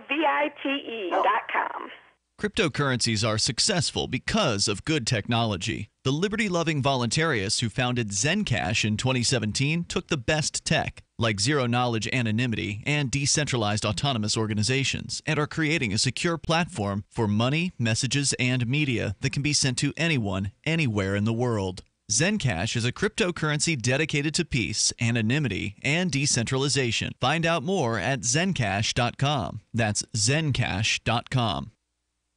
Hello, my name is Marjorie Wildcraft. I'm the founder of the Grow Network, which is an online community of people who produce their own food and medicine. We are really into backyard self-reliance. If you want this lifestyle, I suggest your first step be to learn some basic home medicine. Just the other day, my 18-year-old son came to me and said, "Mama, I got a sore throat. Can you fix me up?" And I said, "Sure, Ryan," and in about 24 hours, he was better. The best home medicine for you to start out with is garlic. It's an amazing natural antibiotic, and I can show you how to use garlic to handle ear infections, sore throats, colds, and flus. As a way for you to get to know a little bit more about me and the Grow Network, I've written up an easy introduction on how to use garlic. It's at gcnwellness.com.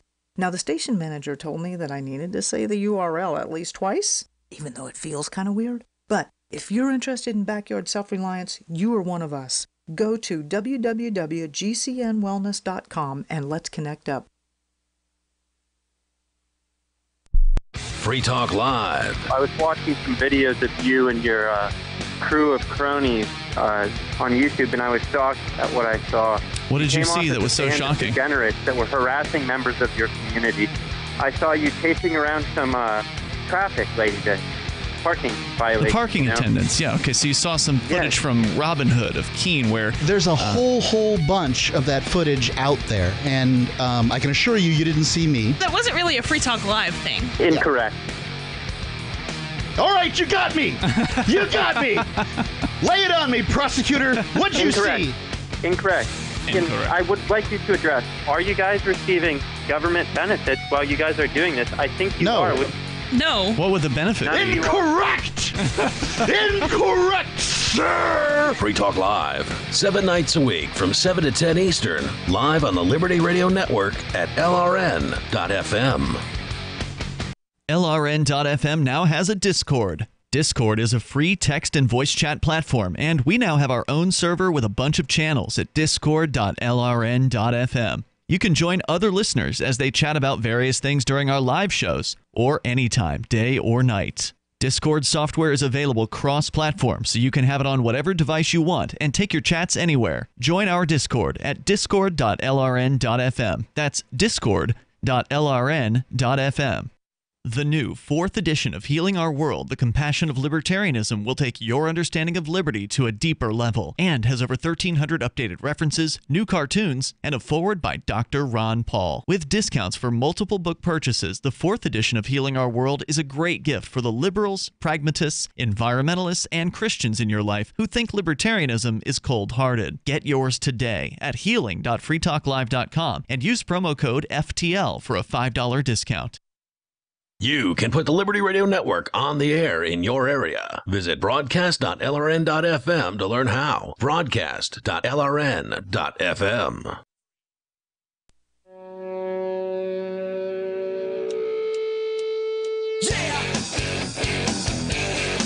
It is Free Talk Live. Moments remain here. There's enough time for you.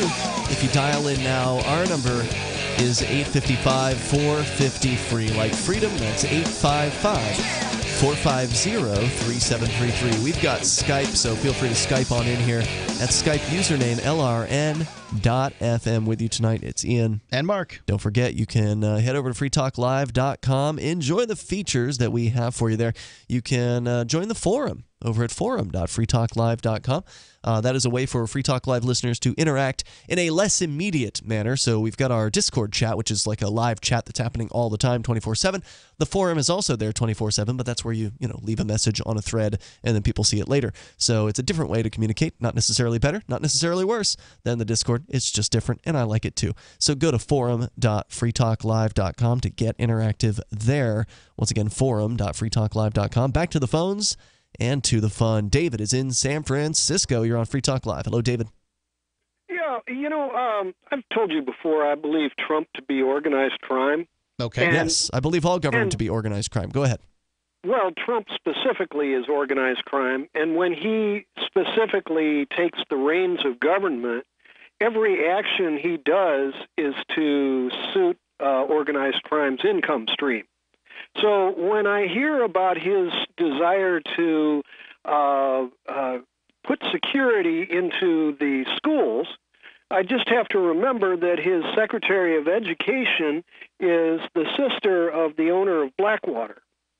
Betsy DeVos, right? Okay. Secretary of Education is the sister of Eric Prince, the owner of Blackwater, the security company that caused the Iraq War to spiral out of, what was it, $5 trillion that the I don't think you can blame the costs of ridiculous military on one security company, but certainly they are well tied in with the U.S. government, and that's corporatism, et cetera, et cetera.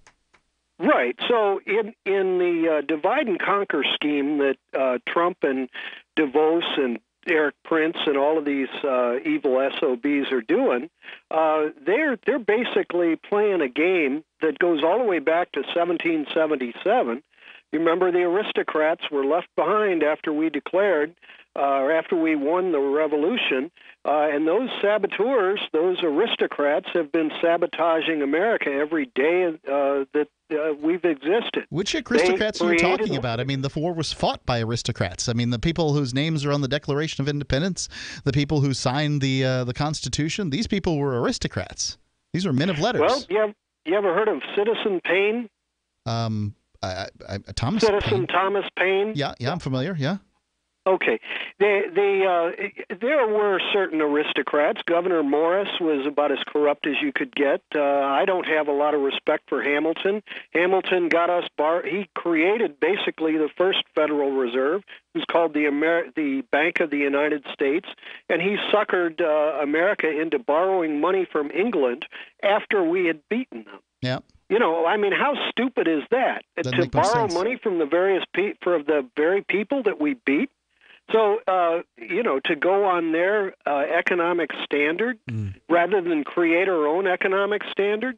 So, the idea, when I hear you talking about privatizing the schools, I'm reminded we didn't talk about that. We didn't? No. I talked about having a free market in education. Okay. Generally, when people say privatize, what that usually means is to kind of have the government give preference to certain companies, create monopolies, and give them the ability to run the school, but not anybody else. So that's Betsy DeVos. She owns. When you look at Katrina 10 years ago, her company moved in on Louisiana, and it's her company that has those charter schools down there. She made billions out of Louisiana, and their school districts aren't any better. And all she's done is profiteer off of America. And like I say, this is all the more reason to end government education, because then you don't have somebody Let me explain to you here, David. The reason why you want to end government education is because then people like Betsy DeVos, who you obviously don't like, won't get in charge of something that's so important to you. Then you can take your money and give it to the educational model, give it to the people who are doing educating in the way that you value. And this is the problem. One of the problems with government is, even if you're in charge, which you won't be, but even if you were in charge, or somebody who you like is in charge, it's only a matter of time before Trump or somebody else comes in there, and then they get in charge of that system. They take the reins of power. This is the problem with reins of power. Right. And then they do whatever they want to it, using your money to educate people in the way they want to educate them, and all you can do about it is call talk radio and complain. Thanks for the call tonight, David. I appreciate hearing from you. Let's go to Lumpy. He's on the line on our on-air call-in line room on our Discord at discord.lrn.fm. Hey, Lumpy. Good evening, gentlemen. Oh, You're looking fantastically sharp tonight. Thanks. Go ahead. And welcome back. And Tan, a little bit. Mark's got a little bit more of a tan than you. I was watching you guys on YouTube. It's just my face is red from being angry and drunk. That's the reason. Oh, well, probably. We know, Mark can get a little bit red in the face, but I started listening to you guys in about, I think it was around somewhere around December, maybe shortly before, of 2011. And you guys have changed my views and helped me to come to grips with a lot of issues that I've been very misinformed about all my life, and solidify some or be open to some really new concepts that will probably, and if people are willing to just do the very little bit of work called listening and getting a conscience, maybe that'll happen. But I don't know if they're going to get it. A lot of people won't get it. I mean, I hear a lot of people calling in tonight. The teachers that called in earlier.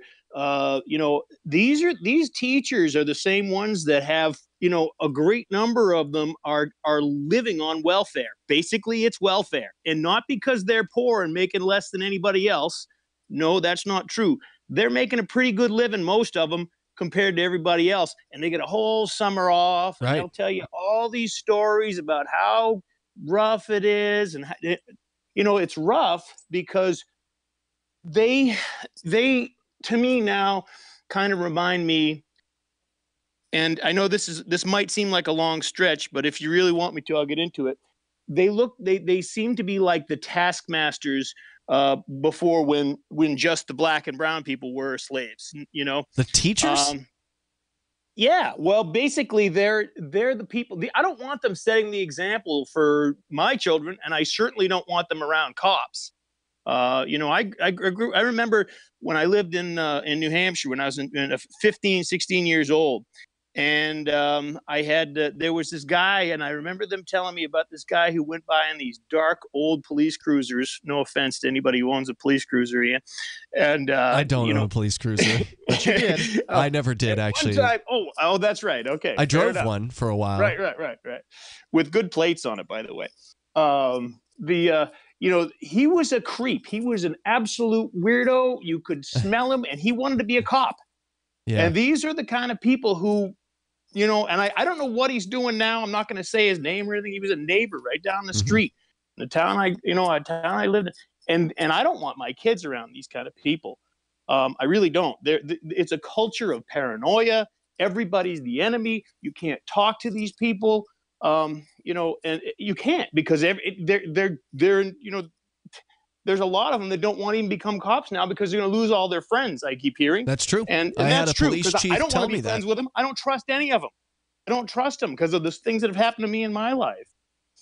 I had a police chief, an off-duty police chief, tell me that they were having trouble recruiting new officers, and the reason for that is, and the reason for it is people don't want to arrest their friends. They don't want to feel like they're all of a sudden going to become the enemy of the people that they grew up around, because then they're going to be tasked with arresting people for underage possession of alcohol or possession of marijuana or whatever. And I think a lot of them don't care, and I think a lot of them get off on pushing kids around, and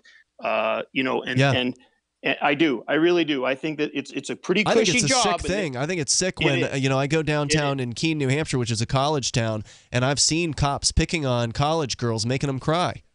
I mean, I've seen that happen. Really? That's what you got into this job for? So you could go after some 20-year-old girl or an 19-year-old girl for having an open container and then make her cry? I mean, that's ridiculous. These guys who have these power issues, they may think that they may be telling themselves they're doing a good job and all this. That's what I did when I joined the military. I thought, I'm going to do something heroic and all this. What a bunch of following orders isn't a heroic act, especially orders of a bunch of scum-sucking politicians who are liars and trash. Hey, thanks for the call. People knew the things we did in the military. Oh boy, let's not get into that tonight. Maybe another time. Thanks for the call tonight, man. I appreciate it. He's over there on our Discord chat. You can join him and others. Sometimes they get into a voice chat after the show's over. Sometimes not. Sometimes they just text chat. Go to discord.lrn.fm, and we'll see you tomorrow. freetalklive.com. Is spreading the message of liberty, cryptocurrency, and peace around the globe worth $2 per month to you? As you may already know, in addition to our internet feed, LRN.FM broadcasts on free-to-air satellite across North and Central America, as well as Sub-Saharan Africa. And we've been available on satellite for free 24/7 since 2010.